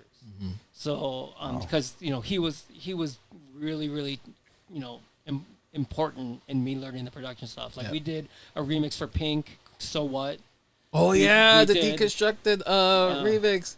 It was a Flipside and Tony, remix. And then we did Kevin Rudolph Let It Rock. I remember that. Yeah. Yo, I got that Let It Rock remix. I just played it last week, as a matter of fact. I remember that remix to So What? Damn. Yeah, that one was fucking nasty. That was great. Wow. I'm sitting here fucking mind blown because I know you were huge in the industry. That's crazy. I didn't know that you were this fucking big in the industry. completely forgot. Wow. Well, I mean, unless I do podcasts, I don't really swag, brag or post about it, I mean, I knew you were. I knew your flip side, but dude, now that I'm listening to, I'm like, holy fuck, this guy. I mean, dude founded Ring 12. I mean, it's just this little stuff that's like, wow, holy shit, man, this guy's a god. Yeah. That's crazy. Yes, Tony too much. Yes, Tony too much. That was Tony Arzadon's. Barbed Wire, what's up? Yeah. I'm just like blown. I'm blown away. I'm blown away too, man. I mean, with the because remixes they put out. Like I said, I love the Diddy Last Night remix. Yeah. But I mean, I had DJ'd. Do you still play it? Yeah, I No, do. I'm I do. fucking No, around. I do I'm play it. just playing. I do play it. So- I still play it. I mean, I still play R. Kelly. we were talking about how I was making YouTube videos every day, right? Yeah. So part of that is the reason why I got popular worldwide, because I was one of the early guys on YouTube, right? And so when people are like, "What's YouTube?" I'm like, "Oh, let's look up DJ." Like my shit popped up. Yeah. Like I was one of the early guys that actually made like 1 million views on a channel. Wow. But like not in one video, but like on a channel. Right. So when I started traveling out of town, they're like, oh, I loved your YouTube videos. I love that. So like all of that all kind of comes into play of like all of this stuff of being trying stuff new and like being in the forefront of these technologies. But the opportunities that you've conquered, man, it was just I'm like, wow. And as DJs, how many DJs sit there and read the labels of who was in the background of making all this stuff, and your name probably is gonna come up a shit ton. Yeah, hopefully, you know, like, so I mean, it might not be my name; it might be Jump Smokers, you know, but it's still. But you are Jump Smokers. So, I mean, like, you know, that's cool. But like, I always try to represent for our crew, and like, you know, whoever, you know, like, you know, for the Bulls, and I represent for the 4 DJs, our official DJs, and then like we have our concourse guys. So I always try to represent everybody, and you know, it's not just about me; it's about all of our squad. It's about our city. It's about Chicago and what we do as DJs together. And like Chicago House and like all the fucking guys that are so dope that don't get out there. Like I always want to push that. Like even when like when I was DJing on Twitch, I'd play Chicago House, and you know, people are like, who the fuck? What is this? Like this is fucking Chicago House. It's Chicago this is House. dope. Yeah. It's Chicago House. I don't know. So you can't play Percolator everywhere. I told you. Yes, you can. Percolator is one of those that it can, because it was definitely an international smash, and also they played it in like Baltimore. Like Baltimore tried to claim it, like, oh, that's a B-more record. Like, no, dude, that's a Chicago record. Yeah, bro, this is way before B-more, bro. Yeah, you know, like, you know, but like, a lot of funk stuff. There are some records that are gonna be timeless, like Brighter Days. Like that was in, you know, the movie with Aziz Ansari, Good Fortune, that just came out. Brighter Days is in that fucking movie. No shit. Like Chicago, there are the Chicago staples that are national, but then there's the Chicago ones that are like, you'd have to be in Chicago to know it. Yeah. You know, like, That's or LA or New York to know it, because like, or Texas. You know, yeah, I mean, there's like in LA you had, you know, Richard Humpty and Irene, and like these people, these DJs like playing that stuff, our Chicago stuff there too. And then in New York you had them playing, you know, all of it as well. So like, there are certain songs that outgrew those locations, and Percolator is definitely one of them. Mm-hmm. That's crazy. And not only that, James Hype or not James Hype, who did the remix? Chris Lake. I'm sorry. Chris Lake just remixed the Percolator. Again? Yeah. Yeah. No, again. Not again. The first one. Okay, The first one. Yeah, a year ago? It's probably old for him, man. He probably heard it like 5 years ago. Right, It just hit. No, a year ago. 2 years ago. 2 years ago. You know, he's one of those guys who were like, hey, did you hear? Forget it. But you think about 2 years ago. 2 years ago. like New, right? Yeah. Like Austin Mahone did New, and then like there was like, oh yeah, that's right. Show Me Love. I mean, it's not really Chicago, but like it's essentially Chicago, right? Yeah, but like, not T-Pain, but who the fuck? Not T-Pain. Jason Derulo. I can. Jason Derulo No, did it. yeah, Jason Derulo did it, and then it came out in the rap one. Yeah, Jeremiah. Was it Jeremiah? Jeremiah, yeah. Rhythm is, where he's like, rhythm is. Yeah. Jeremiah did it. Don't tell him. Don't tell him. Yeah. Yeah. So like there are like definitely, but yeah, there's like like Fire Alarm, like that's classic. That's a fucking banger. But like you play that in Miami, they may not get that. You know, like they might not understand what that Fire Alarm is. They don't. Or if you're going to get into like Ghetto House, like any DJ Dion, you probably won't. Or Follow Me. Follow Me. Though. Yeah. Well, no, because I told you this. Remember? No, not Follow Me. It was Promised Land. I told Promised Land. you. Yeah, Promised Land. Promised He was Land. he was Follow in Me London. is huge. He was Follow in Me is a London, big and he said that they embraced old school house music out there big time. They appreciate the house Chicago's music out huge there. in the UK. And Oh, They appreciate the house music. you know, you look at Daft Punk. Their first album, they had a song called Teachers, and it's basically all the people that they learned from, and it's all Chicago people. Like it's like Mike Dunn, it's like Frankie Douglas, and it's like DJ Funk. Like it's got names of shit. You like, this is like a Chicago love fest in this song. Like it's so awesome. Right. Check it out. I don't think I heard that before. Patrick weighed in the last year. He just commented that you, and I was gonna ask, but like, so next month on the 14th, you're gonna be at the Shamrock Shakedown with them, with the Underground Elements. Yes. So what do we expect from Flipside? You have to be there. I'm playing all new music. Yeah, you know, we're gonna have fun. You know, like, so it's funny when I go into those sets, I have a general idea of what I want to do, but then I have to listen to who's on before me and who's on before me and them, and like see what's being played already, and then work around that. You know, so like, and then you know, like, if you play Brighter Days, then I'm not gonna play Brighter Days, or if I do, I'm playing a different remix or I'm doing something else. So like my set is gonna be basically I'm following these people. Gotcha. So I wanna go deeper in the crates and then see what reacts. So like you know we were looking at the mind of Flipside, right, in that YouTube video. Yeah. That is, you know, I had to follow like Out Here Brothers. I had to follow like a bunch of other guys that like played a lot of the Smash. It was at No, I was there. Yeah. Oh, okay. So like that's when everybody had toilet paper stuck to their stuck to the shoes. So like I'm trying to find out what they know and how deep do I go, because you know I have a collection, but then I also want to entertain them with the stuff that they know, and I like you know in my heart I want to play new shit, but I know that that's not what I'm there for. But I will sneak some in. I don't know about that, man. The smile that you have on that stage, bro, when you're playing that old school music, bro, is bar none. Yeah, you're like in this zone, dude. And I mean, I've known you for a long time, but I didn't think how deep you went with that old school music until I started hearing you at the old school events, and I'm like, holy fuck, Are you dude. kidding me? And that, I mean, I remember, but I know Flipside to be like the newer music, exactly. You know, the hip hop, right? Right, the hip hop. Yeah. Well, when I first heard him, he was more of that hip hop, and then he started hitting that stuff. Well, but then when the I thing heard, is, it's like I always had that, but I never had a venue to play that. So thanks to 3J for like giving me that chance to show people that is my world too.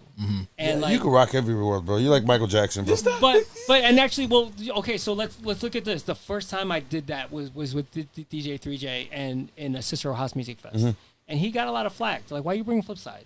You know, like, really? Like, you know, like because he's not known for that. They don't know. And then so 3J set it up for me. They're not doing their homework. He's like, you're gonna play. You're gonna headline. You're gonna play the last slot. I'm going to tell all the other DJs to do their thing, but save the old school for you. So without that conversation with the other DJs, I don't get the reaction that I could have got. You know, like they set me up for success to begin with. Right. So they gave me the opportunity to play Brighter Days and play all the other stuff. Yeah. That they didn't do their homework. So the crowd was ready for it. So because of that actually helped open the door to people to be like, yo, Flipside fucking kills old school shit. Yeah. Then I played Juke, and then I like, you know, did footwork, and like who the fuck is this guy? They didn't do their homework. They did their homework. So then after every set I was, you know, 3J brought me to, they're like, oh yeah, Flipside, we want to go. We get what he does. Yeah. So with that audience, they understand what that brand is. So like, yeah, I'd like to play some new stuff, but like they're coming for that, right? So I'm finding the balance of when I can play some new stuff and sneak that in there. But that's what being a DJ is, right? Right. You're entertaining, you're educating, but you're also, you know, you're just having fun. Yeah. Right? They didn't do their homework, because I remember Flipside when he performed for the celebration for Timbuktu. Yes. And he killed it. He did a old school set and murdered that set. And again, that was perfectly set up for me to succeed too, because everybody was playing hip hop. Yeah. And they told, like, Boy Genius was like, hey, I want you to play house music because everyone's gonna be playing hip hop. Because Boy Genius was in charge of that. Yeah. So like he was like, you're gonna do house. And so, they're like, I'm like, all right, cool. That makes it easier for me, because like I was coming in ready to play fucking Talib Kweli and like Farside, you know, like, but then everyone else is doing that. So I'm like, and they're known for that. And so like here I am. I'm like, all right, well, let me break up all this hip hop and play something that nobody else is playing, and that's why that reacted, and that's why that hit. So again, I was there. Again, it goes to being prepared to be able to do the shit and prove that you belong there, Right. but also there's a lot more to it in the grand scheme of things that help me succeed. Because Right. if the DJs before me were playing old school and percolator and all that stuff like that, then my set wouldn't have hit the same way. So like, I don't know. It's a team effort. Right. You know, like- No, I get it. But yeah, so You're kind of like the headliner, and it's kind of like a Diplo. You're not going to play anything from Diplo, you know what I'm saying? Because he's going to go on next. Yeah. I get it. So like, but yeah, the Timbuktu video blew up on YouTube for me. My most viewed YouTube video is my old school house Chicago set that I did with 3J. It was like a charity event, the spring awakening. It was a charity event, and that's almost at, I think that's at 400,000 views right now on YouTube. Holy And shit. it's crazy for an old school house set to hit that way. I think it was funny because I called it old school Chicago house, and all the people in the comments, this song's from New York. This song is from that. Oh, I'm like, God, here we well, go. Shut this up. is the vibe Yeah. of Chicago when I was growing up. So this is, Booty Call is Chicago, but Earth People Dance is New York, right? Yeah. So, but like in I love that Chicago, shit, Earth that People. was the shit, you Yeah, know, like. But that was like, hot. it's the shit. That still is. This is the vibe. This is the Chicago house vibe. But then you have people that are like, real Chicago house is XYZ. Yeah. It's this. It's, but I feel like that there is a moment in time where Chicago house isn't mentioned, like the Chicago Hard House stuff. Like that's still Chicago house, but people don't talk about that as much as they should be. And like how DJ Tragic made fucking bangers. Yeah, Bam Bam. Were Bam Bam, and like all the underground construction stuff. They had its moment, but people don't talk about that. And as how that great Chicago house was really really good. But yeah. In my house. Yes. I think That little green, that was a little green for 45. It was like, oh man. Right. All right, Flipside. Before we get out of here, we always ask our DJ. Wait, what? We can still go, but he's tired. No, I'm good. I got time. I before- got nothing but time. I got a Bulls game tomorrow, but I'm good. Before we get out of here, we always ask our DJs a bunch of questions towards the end of our show. So based on your response, we'll expound on it. So, Yes. growing up, who is your favorite DJ? I think you mentioned You this. talking about Bad Boy Bill, Jazzy Jeff, like growing up, and then eventually Dimitri from Paris when I discovered what the fuck that was. Like, holy fuck. Yeah, he's dope. He's dope. It's just you see, people don't give him his credit because he was making remixes of stuff that nobody had.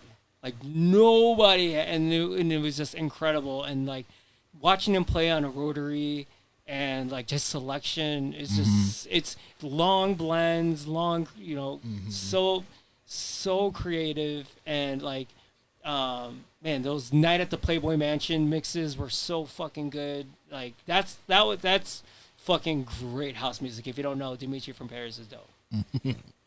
All right. I normally ask the DJ what's your favorite DJ setup, but I think we already know. So, what is your DJ rider? Okay. So it depends, right? So range 12s and the 72, if possible. But a lot of times that isn't what's there. If I bring a Rain 1, or now I'll probably start bringing the System 1. Okay. I love the Performer, but it's just harder for me to travel with. Yeah. The Rain 1's easy to travel with. Like when I do U.S. soccer and like DJ, and I have to bring my own controller for like the sports stuff.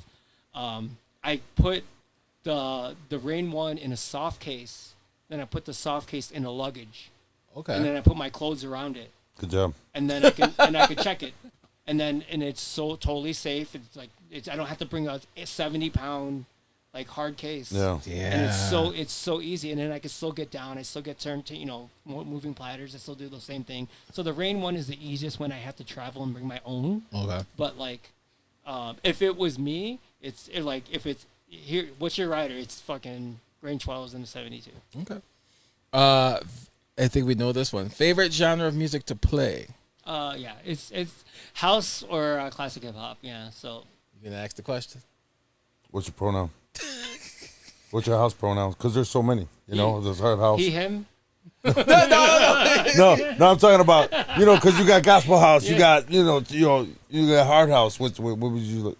God, like funky house, jackin' house, disco house, and and then deep house, vocal house, soulful house. Like all of those are, and then like those are like my top. Jazzy house and like things that are soulful and like some like the vocal house of like Change For Me, like that kind of stuff. Wow, and then damn.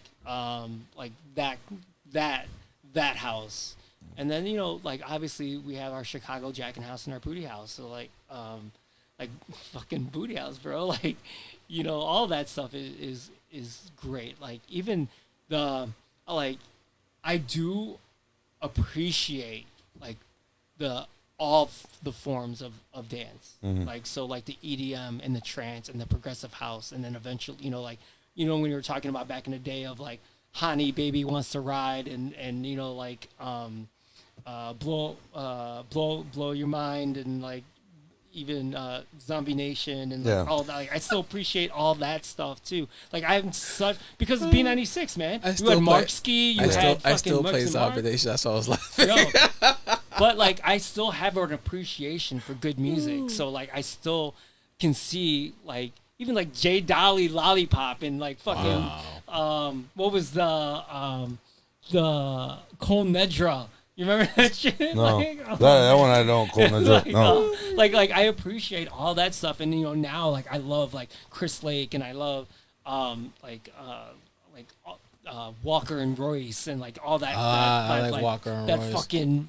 fucking tech. That like I love that stuff. And then I still appreciate Skrillex and the dubstep and then the trap, like the Flosstradamus and like, dude, future bass and like, dude, I love it all. Yeah. But like I appreciate it all. Yeah. But like, I'd say, but like house is like the one that really hits me. So we're gonna go with the umbrella of house for his pronoun. I feel like Flipside is like, because I love house music too. I wish I could play it more often at the places I play at, but I like house music, and I feel like Flipside is like if he likes that kind of like house music that kind of like speaks to your heart a little bit. Yeah. Like for that vocal chill mellow. Yeah.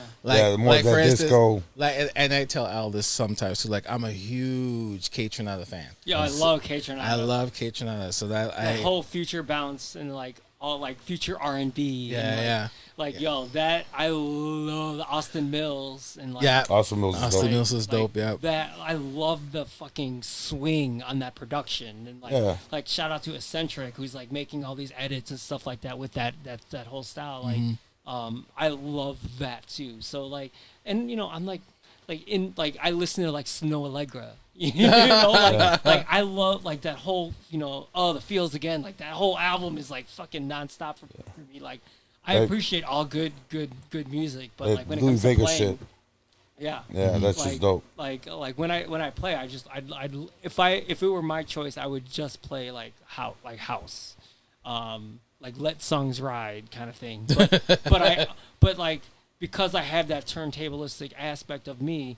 Like house doesn't showcase that for me and what I can do. So that's like, and the Chicago house stuff that we do, it kind of does because the Bad Boy Bill, the Bobby D Edit Crazies, all that quick mixing stuff help influence that so people understand what that is here in Chicago. But like that YouTube video that has 400,000 views, there are people saying, "Why are you playing the song so short?" Yeah. They're like, "Well, that's what that style was. That's what I was going for." Like, not only that, I only had 45 minutes. that too. I wanted to get as much in as possible, man. Get it in, boy. Get it in. 60 songs in, dog. Yeah, let's do it. Next question. What's your favorite venue to play in the past or in the present? Fuck, like that's tough because like he's been everywhere. Yeah. I have fond memories of DJing and it was in China. I can't remember the name of it, but I just remember the venue being just sick. And then, you know, like, even being able to play, like, at Crowbar when it was Crowbar, and, like, you know, doing things like that. But then also, you know, I fucking played at Madison Square Garden and, like, Boston Garden and, like, you know, playing huge venues like that. Like, You spun at the Omni, too, right? In Vegas? no. No? No. But I did do, like, rehab. Yeah. And, like, the that's beach, huge. beach parties I mean, and stuff fucking like those are that. You know, huge, like, yeah. you know, like, so, like, I've been lucky to be in, like, so many different venues, from even that to, like, the hole-in-the-wall places that are small that have the fucking vibe, you know? Like, The that's... chill vibe. Like, well, not necessarily chill. Not chill, but but just, like, everyone is, like, into it. They're not just, like, standing around, or, like, they're into the music and into what's going on. Like, I love those parties. Even some of the fucking college parties are better than some of the nightclubs. Yeah. Just because of that energy. Yeah. And the appreciation of what you're doing. Yeah, the music. They're here for music. They're not there for fucking Cardi B's and requests. So while we're on this real quick, and I know this because I was one of the roadies for the homecoming and proms. So how was it when you did the Boom Entertainment proms and stuff? Fucking awesome. Yeah. Well, okay, so Because I was one of the roadies to help out. yeah. So what was great about Boom Entertainment is when we had partnered up with B96 Yeah. too. So they already know, you know, who DJ Flipside is, Yep. and they know what I'm going to do. So it was a, you know, open format, but I'm playing EDM, Yep. big drops. We have the lighting Yeah. and the Cairo, you know, or not Cairo, the cryo. Yeah. Sorry. Yeah. So we have that kind of stuff in a fucking homecoming. Mm-hmm. Like, that really lets me, you know, do the things that make sense, because the lighting and the Yeah. all that stuff supports that. But Yeah, I did the setups for those homecomings, and they were so elaborate. Yeah, It was crazy. you know, and I'm lucky. I'm still doing like a bunch of homecomings with Speed and like you know, and different dances and stuff like that. But at the same time, it's like, if you're hiring me, it's because of what I do. So like, if you're asking me to play like the hoodest of hood hip hop, like, that's not where you book me, because I won't succeed in that. Yeah. But I mean, I could play it. So no Shaq West? What's that? No Shaq West, you said. Oh, I play Shaq West. Mo Bamba's. I mean, but that song is gone Right. beyond. They still want to hear it at the homecoming. Hell yeah, they do. And I still Oh, play the it. hoes calling. You know, but like, so there are songs that have gone out, but I'm not playing like a SoundCloud rap set. You know, like, and like, if that's what they want, then I'm not the right guy for it. Right. Yeah. So you always want to be set up to succeed. So like, the things that you're great at, that's where you should want to be booked at. You don't want to be booked at a place where you're out of pocket. You Right. know, like, you're like, well, I just want the gig. I just want to play there. Yeah. But if you don't play what they play there, then like, why are you there? Right. Yeah, I remember the Mind Boom tour, and it was a lot. It was a lot of schools, and then I remember Flipside was part of it, and he did some of the schools dances, some of the homecomings, him and Speed, and Huge, all that. huge It was- production. Shout out to Jordan. yeah, shout out to Jordan, and it was huge. It was huge. I remember I did a couple schools. I remember I set up for Lockport Township and Niles North. Yeah. And it was just crazy. Yeah. Setup was like during the evening. We would night be done. before? The night before, Yep. and we would be done like at 4:00 in the morning. That's how these homecomings were. And what's crazy is that Boom Entertainment really set the standard, Yeah, because they did. nobody was doing that across the country. Yeah. I And then remember. people saw that across the country and be like, yo, you could do this at a school? Yeah. Like, yeah, there are schools that have money to do this. Yeah. Depending on how, but I was just gonna say, depending on how many cookies you sell, Yeah. how So, many like, bake sales. Not But even yeah, that, but but it now- was just crazy. a lot of people like saw what that could potentially be, and like, yo, we could actually have cool DJs do a homecoming and like have a whole setup. And you know, It was shout out crazy. to Boom for like really laying down It was crazy. It was that crazy. fact. Yeah. Next question: if you had to do an opening DJ set, who would you like to open up for? I'm sorry, someone was saying? If you had to do an opening DJ set, who would you like to open up for? Fuck, man, like Dimitri from Paris. Okay. I mean, I see I mean, Dimitri from Paris would be awesome. I mean, there's any place where I can play house music that to people that appreciate it. That's where I'd like to be. Not any That's kind of where house. Then you're just talking about your umbrella house, right? Yeah, the Okay. umbrella of house that Okay. that where they appreciate what house music is. They don't have to know the song to like it. Right. Like they just see, oh, this is a vibe, Yeah. or you showed me something I've never heard before, or like any place that has that kind of stuff. But I mean, like you guys know, like I have the umbrella of everything that what I can play, and I can play everywhere. But yeah, I just love playing for house music for people who like it. That's dope. That's seriously. What's your favorite track right now? My remix of "Man I Need." No, I still love Chris Lake Toxic. That's still a good Okay. one. What the fuck? There's I like Austin Mills' remix of Bruno Mars. That one's really fucking good. Okay. It's the typical Austin Mills balance, right? Yeah. So I do like that one. I'm fucking weird though. Like with like today's music, I need to have my Serato open to be like that one. That's the one I like. It's at the moment. Oh wow! All right. What's your favorite record pull? We're gonna say DJ City. All right. Yeah. You're at your favorite restaurant. If you had to talk to, if you sit down and chat, if you had to, we repeat this question. You're at your favorite restaurant. If you had a chance to sit down and talk to another DJ, living or dead, who would it be? And I think you mentioned Bad Boy Bill. Yeah. Well, I've gotten to talk to Bad Boy Bill. I honestly, I would love to talk to Frankie Knuckles. Okay. And like to really hear his story of it, and like to really get that, just his insight on what his brain was thinking about when, being a part of the warehouse, and like hearing that kind of history of that, like, because I never got to go to the warehouse. I was definitely too young for that, and like just to hear it from his mouth about like the what, because obviously I know what it meant to me, but like to hear what his, how he feels about like what his influence has done, and how all the children that he's birthed from what he's helped create. Yep. Legend. What's your DJ's pet peeve? As a DJ? Yes. I mean, God, there's so fucking many.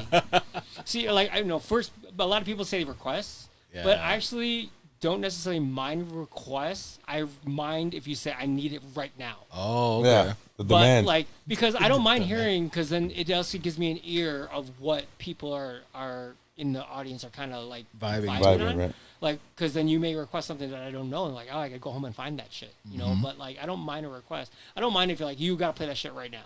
Like, I don't like that. I don't like it when I'm in the middle of playing, and if I have like some wordplay thing or something that's going on, and then a manager's like, yo, we got to play Turn Down for What for this bottle thing right now, or something. Or like we got to play some hip hop right now, right? Because we're going to do a bottle thing that's going to open. Like, I don't like when I'm in the middle of a flow and then I have to break it up for no. Yeah.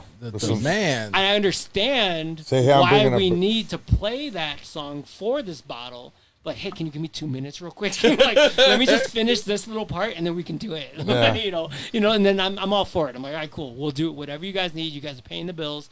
I get it. You got to pay your bills with the bottle. But like, just if I'm in the middle of something, just let me finish this little moment, and then we'll get to it. But yeah, and then I hate when like tech isn't working. Yep. You go to sound check. Our sound check is everything is working, and then you go to the actual show like, yo, why is this shit all fucked up? Yeah. Oh yeah. We get DJs, that. If you're traveling, go to sound check. Absolutely, go to sound check. All right. So this next question, it's a list. It's a list that I write down of a whole bunch of DJs. So you are on this list. So I'm going to remove you. Okay. But it is a list of Who would you like to see on the show here on the industry DJs? Oh, I mean, yeah. Obviously, I would shout out Speed. I've been on his ass. I've been on his ass. I've been asking him so many damn times. Yeah. And I know he's a busy Like, man. well, like the stuff that he's doing, like right now with Bingo Loco, and like, Yeah, that's all. so incredible, and such a, you think about, obviously Speed is somebody who paved the way for me, and he's still fucking doing it. He's one of my brothers, bro. But like, yes. Martinez. But like, not only is he still doing it, he's still helping others do it. So like, he helped me get to where I'm at, but then he's helping all these other people still to this day. So he's always been humble. That's always. the fucking kind of dude he is, and that's the kind of guys you want in your circle. Yeah. So I added him on this list because that's interesting. Cause he was never on this list, Al. Because I've been trying to get him. Oh, I know. He's never on this list. Flipside was on this list, so I can remove him. All right. Any questions for us, myself and Al, regarding the show? Questions? Yeah, I do have a question. Uh-oh. As a nerd. No, go ahead. Uh-oh. Talk about it. So you got 3 cameras here. Correct. He's in charge of the camera, so I'm out of it. So you got this camera, and this camera. Right. Why are those 2 cameras? Why are they all like in the same? I asked him the same fucking thing earlier. Why isn't there like your entire room? We got set entire up, room set up. and then like a little close up kind of thing. See, I or told you. angles or What did I something tell like you? that. What did I fucking tell you? I know Flipside. I know him. I told you. Fix these cameers. Because you got dope cameras. Yeah, we but do. You know why? They're all facing us the same. Listen, paparazzi. But also, we were talking about this earlier. How fast is your internet? I don't know. He checks it. You gotta upgrade that upload speed. Bro. I don't know. This was like I said. I'm just giving you. I'm just Just keep giving that shit. That's fine. I told you I'm gonna call So- AT&T tomorrow. Shut up. I'm gonna get fiber. I'm just saying, do it. Fucking night and day, bro. Yeah, I know. Fucking night and day. See, the problem is we talked I'm about out the- we here. talked about They just got fiber. fiber out here. Yeah. They yeah. just got I'm fiber. still waiting on It's fiber time. in my area. It's time. It's worth it. It's worth it. I'm still waiting on fiber in my area, but I can't even get it. It's not even available yet, and I'm a little upset about that. So Okay, so I guess my real question Uh-oh. is, explain why you have your issues with the Range 12. Mine is because I'm used to 12s. To me they're bigger. They just I don't know. And then the problem that I told you. How they just they just went cattywampus. Ever since then, every time I touch 12s, the Range 12s, I start shaking. You have trauma. Yeah, you have trauma. yeah, right. You got trauma. I got trauma from the Range 12s. So I because remember that happened to me twice. So I remember when they first came out, I bought the first batch when they first came out. Yeah. And Wait, so this was before they moved the plug to the under or after? where was the plug? Because they secretly, like in the middle of the Rain 1, they changed. It used to you have to plug it in the back, and then they're like, "Hey, we're gonna do a little update, and we're gonna put the plugs underneath." So my plug was underneath. Yeah, Okay, it was. so underneath. then you're on the second half of the Rain Yeah. 1. Then. So when The same ones. They're all underneath. yeah. Because Yeah, I the remember MPL. when I was with Jay, we had to pull that. He 'cause he- ripped that thing up and yanked it. the hell, really? Yeah, bro. Because we were in the middle of a wedding, Oh wow. and that thing just went. Brrr, it went like a million miles an hour out of nowhere. Yeah. So- That was a defect that they had fixed since. So I feel like the one that I had, I feel like when I was, in my opinion, like I feel like I had like a torque issue in one of the Rain 12s that I had. Did you switch it to high torque? I did. Yeah. Yeah, I feel like I had an issue with one of the torques that I Yeah, had. see that's the torque and the just the feel of the platter. Those, Yeah. to me, I had no problem with the feel of the platter. The platter was fine for me. Yeah. But Use the 12s. And then the other question is, have you upgraded to Serato 4.4? No. 4 point. I haven't. 4.0.4, yeah, I have. I haven't. And then so what's your thoughts on it right now? Well, I said this from the beginning when 4.0 still first came out. I'm not a fan of it. That's just my opinion. I get it. Like, they're trying to make it a little bit more. They're they're focused on library, on like the crates and all that stuff. But then there's like a whole bunch of things that I felt like I need. Well, I use that's no longer there. Like, I heard instance, a lot of people are having problems. Like for instance, the browse button ain't there no more. Like, oh yeah, the browse button is gone on 4.0. Actually, and sometimes I use that button and it's not there anymore. Unforgiven actually asked that earlier in the show. He was like, if it was up to you, what would you do? What is Serato missing? Yeah, bring back the browse button. Yes. So I was one of those persons in the forums to be like, hey, you bring back the browse button. What the fuck is wrong with you guys? And I think it's just me, but another DJ had the same issue. I do video, so nice.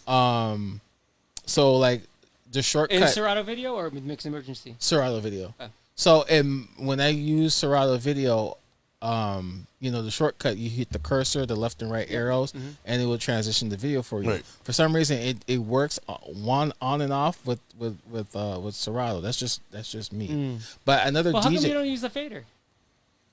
I don't use. Because sometimes he probably doesn't have the MIDI hookup. Yeah, no, I don't. No, but if you're plugged in, it's already MIDI. Yeah, it's already MIDI. Oh. But no, Yeah, you're right. Yeah, because the fader. Yeah, I don't.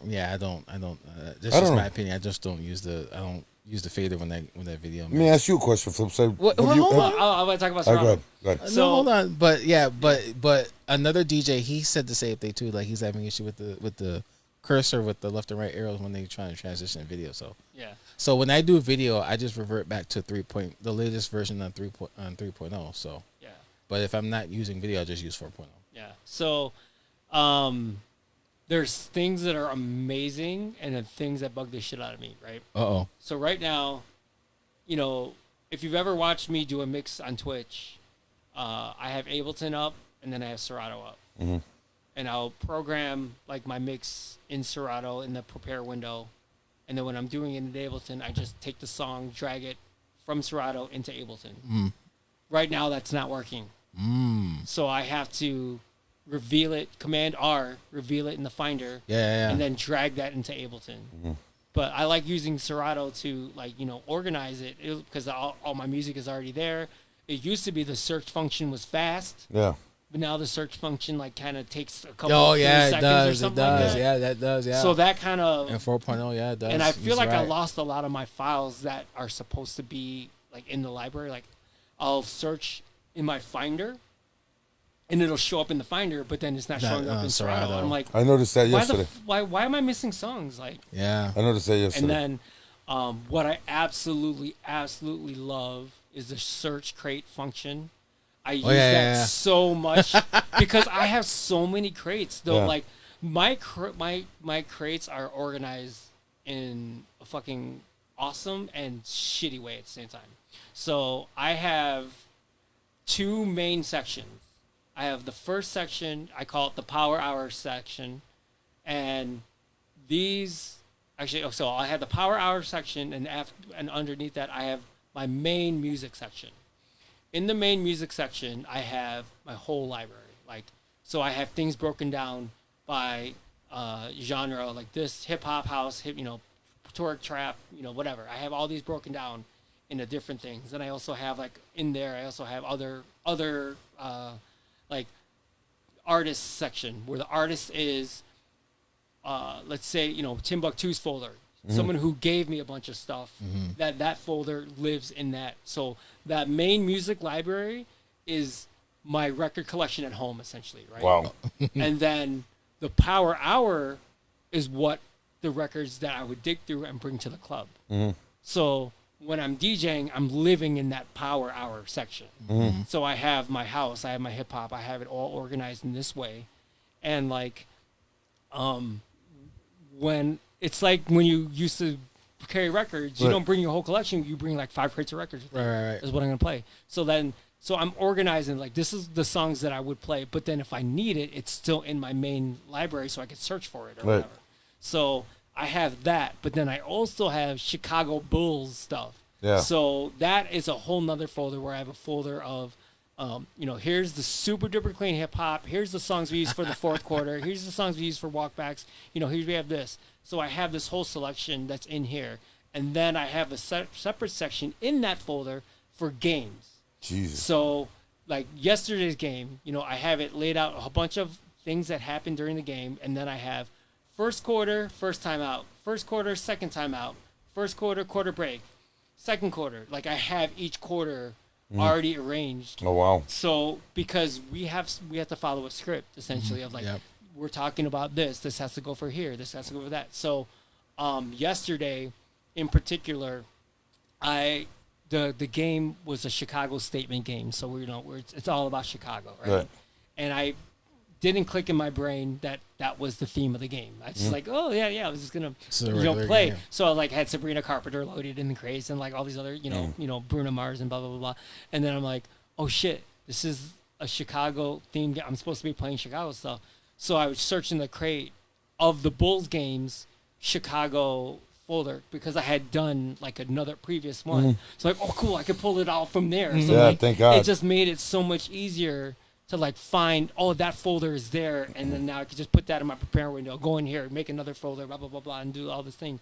The other thing that I really really love about the new Serato is when you have your cursor on the crates, like in the middle somewhere, and then you add a new crate, it'll just add it right below it. Like, oh yeah. Such a simple thing. Then before you'd have to go all the way to the bottom and then drag it all the way back up. Like, okay. Oh my God, it's that is such a time saver.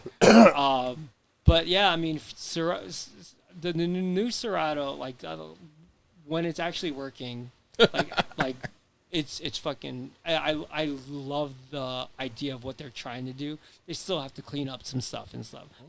How can we, like, because I know like some DJs they're like busy doing their gigs. So like, how can we like try to find time to like show up, like support other DJs and like check them out? So I mean, it all depends, right? So some DJs DJ 7 days a week.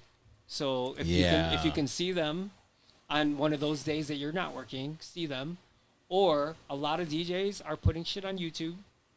So, That's what I'm doing. What's that? That's what I'm doing. I'm working on putting stuff on YouTube. So interesting. I just kind of saw something about YouTube videos, right? So most of the time, you can't monetize a DJ mix, really, because you don't own the rights to that song, right? And there are some artists where if you put their song in the mix, they make you take the video down completely or mute their section of the mix, right? So what I found out is that there are some artists that are willing to share the revenue from your video and not just like, not let you monetize at all. It's like monetize sharing. So gotcha. if you look at your list on YouTube of one of your mixes, and you see copyright strike, whatever. Then you open it up, and it'll show you each song that in your mix, and it'll show you this song is copyright restricted. This song is copyright. This song is revenue shared, right? So if you make a mix with only songs that are revenue shared, you can actually make money on your YouTube mix. Oh shit! So that like. It's like a hack. It is a hack. So, that's crazy. But like, and then you think like, oh man, who's fucking revenue sharing? There's like Glorilla has some songs that are like revenue shared. There's like, there's certain artists that are hip to it, and they're like really willing to let their music get exposed by DJ sets. But like Jay-Z's not, like of course Prince is not, like. There's bigger artists, but if you make your mixes that you're not making money on, but then make a mix where you can actually have all those songs be revenue shared. Oh, okay, gotcha. Then you'll have like a mix that you could potentially make some money off of. People will find you from the other mixes, but then they might subscribe to you. Then you put a video up, and then it's like, oh, let's listen to this mix, gotcha. And then that mix. You know who's doing that right now is Pitbull. AJ's really? AJ's doing that right now, yeah. Yeah, the same kind of, yeah. Yeah, so, same thing. So that's like super trendy. Well, super not out there really. Not a lot of people. I don't know if a lot of people are talking about that, but I think that's a fucking great hack So I'm gonna start going through all my mixes and being like, all right, which ones are revenue shared, and then like just make a few mixes like that. Yeah. Got me thinking now. Damn. That's why he's rich. Stop it. Now make me rich. No, that's interesting. I never thought of it like that. Yeah, because I mean, like you could make money on YouTube if people actually, join your channel. Yeah, right? Of course, yeah. But like, not everyone's willing to join the channel, right? So A lot of people just come and hack. Yeah, but that's just another way to actually help monetize your YouTube videos. So, All right. we're doing that right when we leave. Stop it. Seriously, like I want to do that for like all my old school sets and be like, which songs can I play? And then like, because there are songs that are not even they don't even register. Right. So like, oh, okay, if I do a whole bunch of old school songs of things that aren't registering, I can make money. I can monetize it. Damn. Right. It's Damn. like I'm like, damn. Like he legit got me thinking like, damn, maybe That's it could big. be. You gonna write down your notes right now? Fucking gems, Absolutely. bro. Gems. Absolutely, bro. You're damn Couple more amen. questions. Flip side. Amen. Hallelujah. You kind of mentioned this already. Who is your Mount Rushmore of DJs? Yeah, I mean, we covered if that. we're talking about three, it's Bad Boy Bill, Jazzy Jeff, and Dimitri from Paris. Now one more Mount Rushmore. If I'm gonna add one more,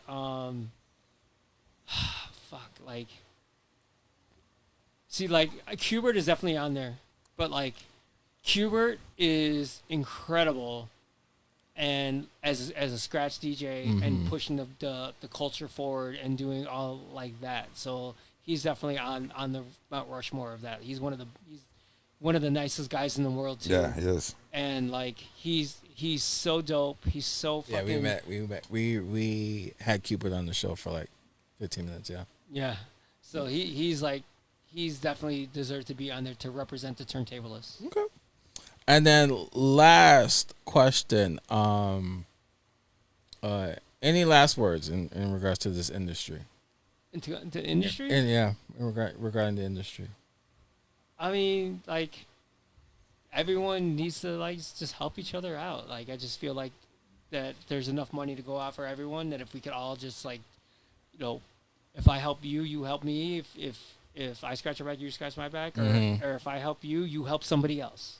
Like I help you, you help bring that knowledge to somebody else, and then pay it forward. Like if it comes back to me, great. If it doesn't, and it makes the DJ culture move forward properly, great. Gotcha. So I feel like the industry needs a lot of love, and like I know there's a lot of the industry's definitely changed from like the 2000s to like what it is now.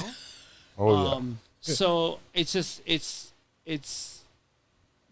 inevitable, right? Everything is always going to have to move forward with technology, whether that's the technology of people on their phones or like I really wish that there were more events where it's like the Dave Chappelle concert where you put your phone locked up and then you just enjoy the event, Absolutely. So real quick, and obviously you've seen this before. You've seen this that happen.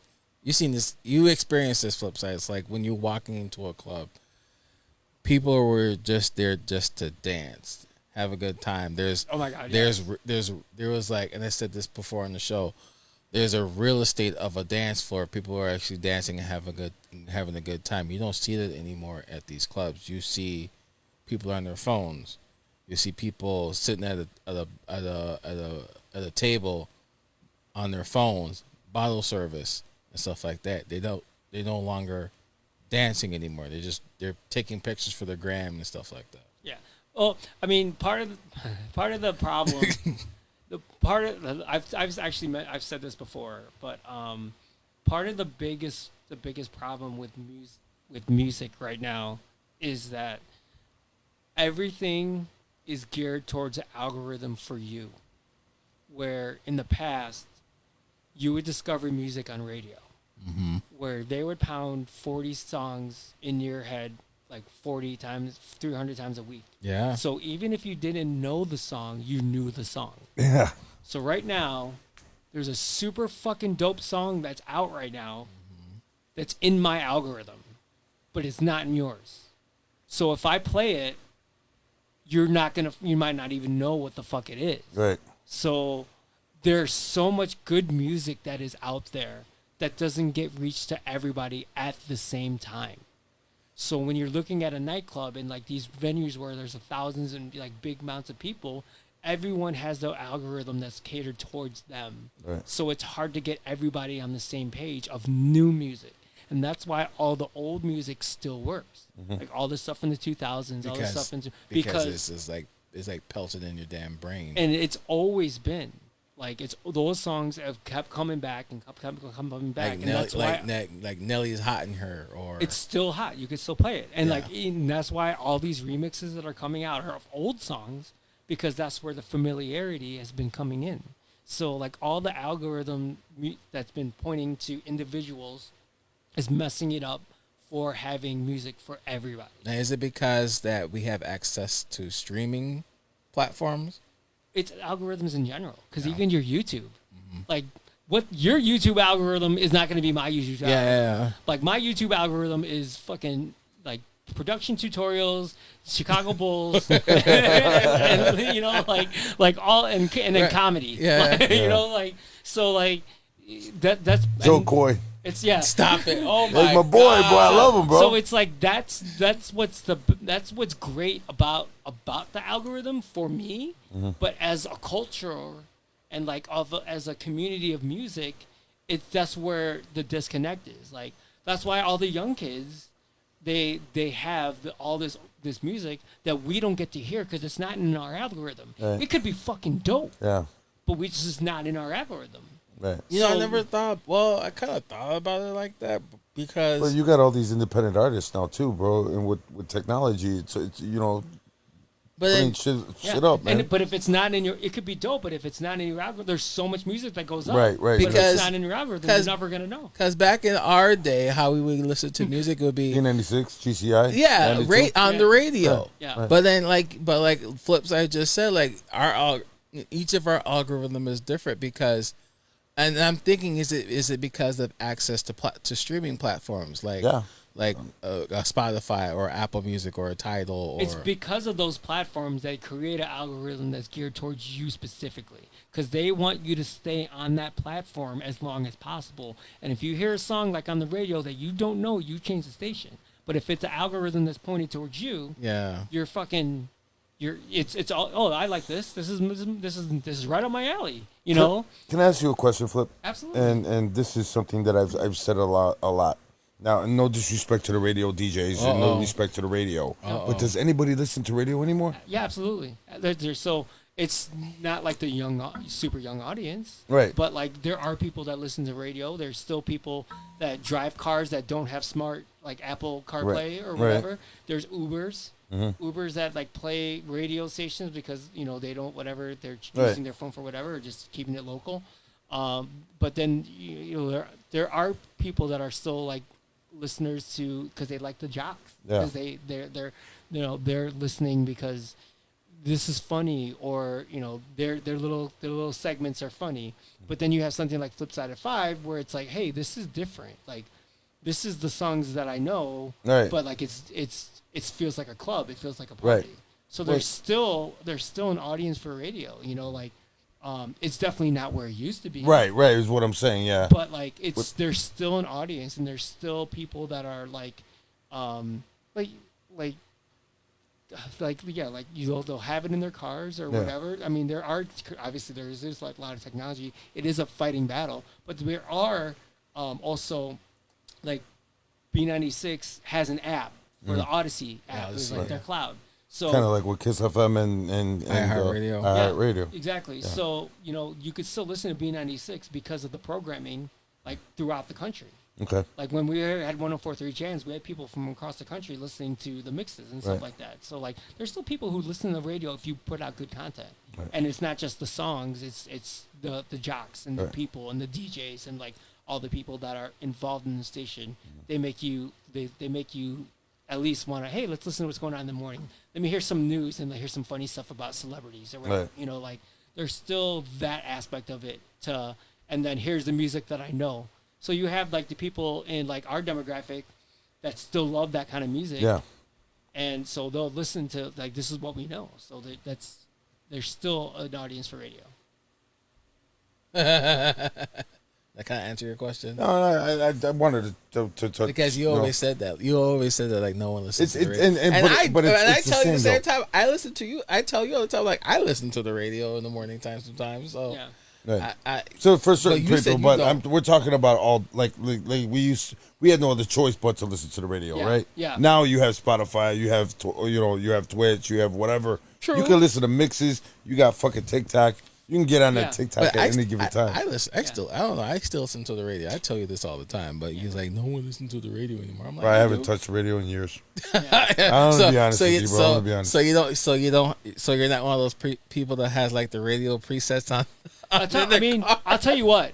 I get a lot of messages in my social media, like when we were doing 104.3 Jams, like the mix show, like, yo, you're fucking killing it. Like, Yeah. So there are people that are listening, and now that I'm back on B96 at Flipside at 5, there are people messaging, oh, thank God you're back. Like 5 o'clock is helping, you know. Right. You know, Well, they disappeared for a little while, but now Flipside's back. Now they got somewhere to come to check out. You know. Yeah. So like, and you know, it's crazy just to think about like, how radio as an industry and where it's at. But Yeah. But if you give people a reason to come to it, then they'll come to it. But Yeah. if they miss it, it's on my Mixcloud. You can come check out my Yeah. It's on YouTube, Mixcloud, whatever. subscribe to my website. You can download it yourself. But yeah. But Yeah, we're gonna have you shout out all those. It's real easy. He'll shout them out to us. Yeah, that's what I said. We're gonna have to shout out. Oh my God, Flipside has been a pleasure. no, thank you. Thank you guys for. Now flip, Yeah. man. Thank Oh, you. Thank you this so was- much. Yeah, thank you for having No, me. man, I this appreciate it. And This was amazing, bro. I Next time you come, I promise my internet will be up. You're fine. You're fine. Do I you know just what? like giving you shit. No, I know. No, you know what? It was something with Facebook because YouTube is still up. I know it was something with Facebook, but Yeah, Facebook dropped it. yeah, but I That's don't what we know. have up there. It's up. It's up. I have it back up and running. But yeah, Flipside again. Thank you for joining Yes, us. It's Flip, been man. a Thank you pleasure. very It's much, been man. awesome. Seriously. It's the good conversation that we had on the show tonight. It was Yeah, That's what we're looking fucking for. 3 hours, bro. I know. Like, I know. We can still go. oh shit, we're over 3 hours. Yeah. But yeah, no, But I've been a fan, and I've been a fan since Flipside at 5. Like I said, I listened to I was one of those kids that, well, damn, I feel old now, but I was one of those people that would be listening to Flipside at 5 on the radio, and if I couldn't catch it, I'll watch the clips on YouTube, and I appreciate that. I would, and this was a time, when music was like good back then. Like I Yeah. said, I would hear the remixes, Lady Gaga. I would hear like his remix of Last Night back in the day, and I'm like, damn. Yeah, dude. I appreciate you guys, putting me on, and Yeah. I know like it's funny. Like I'll do other podcasts, and they're like, "We got 50 minutes." I'm like, "Yo, like you can't even come close to like my whole life story Yeah, of in course. 50 minutes." But like, I mean, we like there's even still stuff we still didn't talk about, like my Emmy and like all Yeah. some of the other stuff, and it's like even streaming and That's all right. that You stuff. got an Emmy. That's Yeah, right. Got two. Holy shit. Got two. But like, Oh my God. I feel like an asshole right now. My God. but it's hard to encapsulate my whole career like in a short period of time. And But you're coming back. How about that? Flipside's been on the journey. Yeah, no Just shit. like nonstop, he's been on the journey. I mean, Yeah. just listening to. Did you have Nonstop yet? Yeah. Yeah, we did. Yeah, Nonstop's last the year. shit, Yeah, man. last Yeah, year. him and his wife. Yeah, last year we had Nonstop on the show. They're awesome people. Yeah, Both. great people. I love them. They're both amazing. But yeah, We'd love to have you back, man. yeah. I We mean, did. I have When I he's- have when he's stories, back in time. stories for days. So like, Well, next time we're gonna do a marathon. Seriously, start all day. I can sit here and talk to this guy for days. yeah, I'm gonna shout out all the people that are in the chat that stayed for all the 3 hours. And Yes. even if you didn't stay for the 3 hours and you just came in like for a little bit, it was really, really amazing to have you. So appreciate it. Oh, it was Thank you. amazing to have you, man. Thank you very much, man, taking that trip and man, just being here, plain and simple.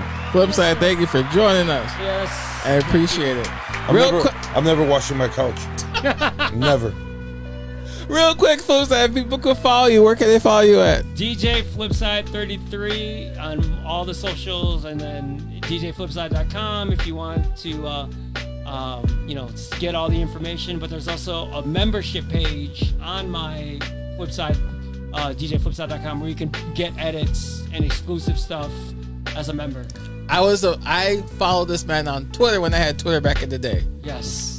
I used to stream on Ustream, bro. Wow. Yeah, I remember that. I remember that too. Twitter was a time. Yeah. 2010. Wow. Twitter was a time, and I follow this man on Twitter. DJ Flipside 33 on Twitter. Is that how old you are now? 33. You're 33 years old. What's that? No. Don't stop it.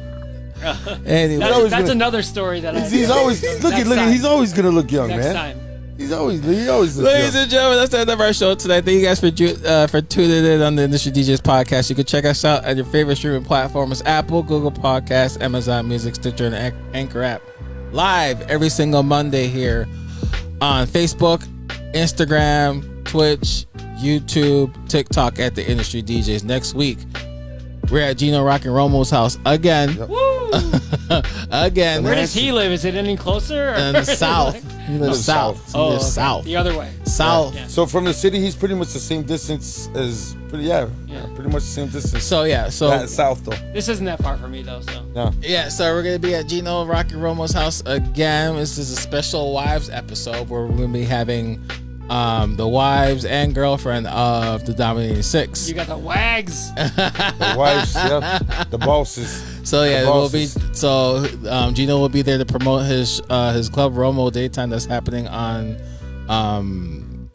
Sunday, March 8th. And we're also going to be talking with the wives of the Dominating Six as well. So This was an amazing show, man. it was an amazing show. It was dope. Dude, I knew about you, but God, man, dude, when we dig that deep, man, this is awesome. Thank you for having me. Man, Thank you, man. thank you. Peace Thank out, you. y'all. All right. Thank you. To the There rest will of- be a part 2. Promise. There will be a part 2. There will be a part 2, Al? Yeah, if we have to go to New York, I'm going to New York.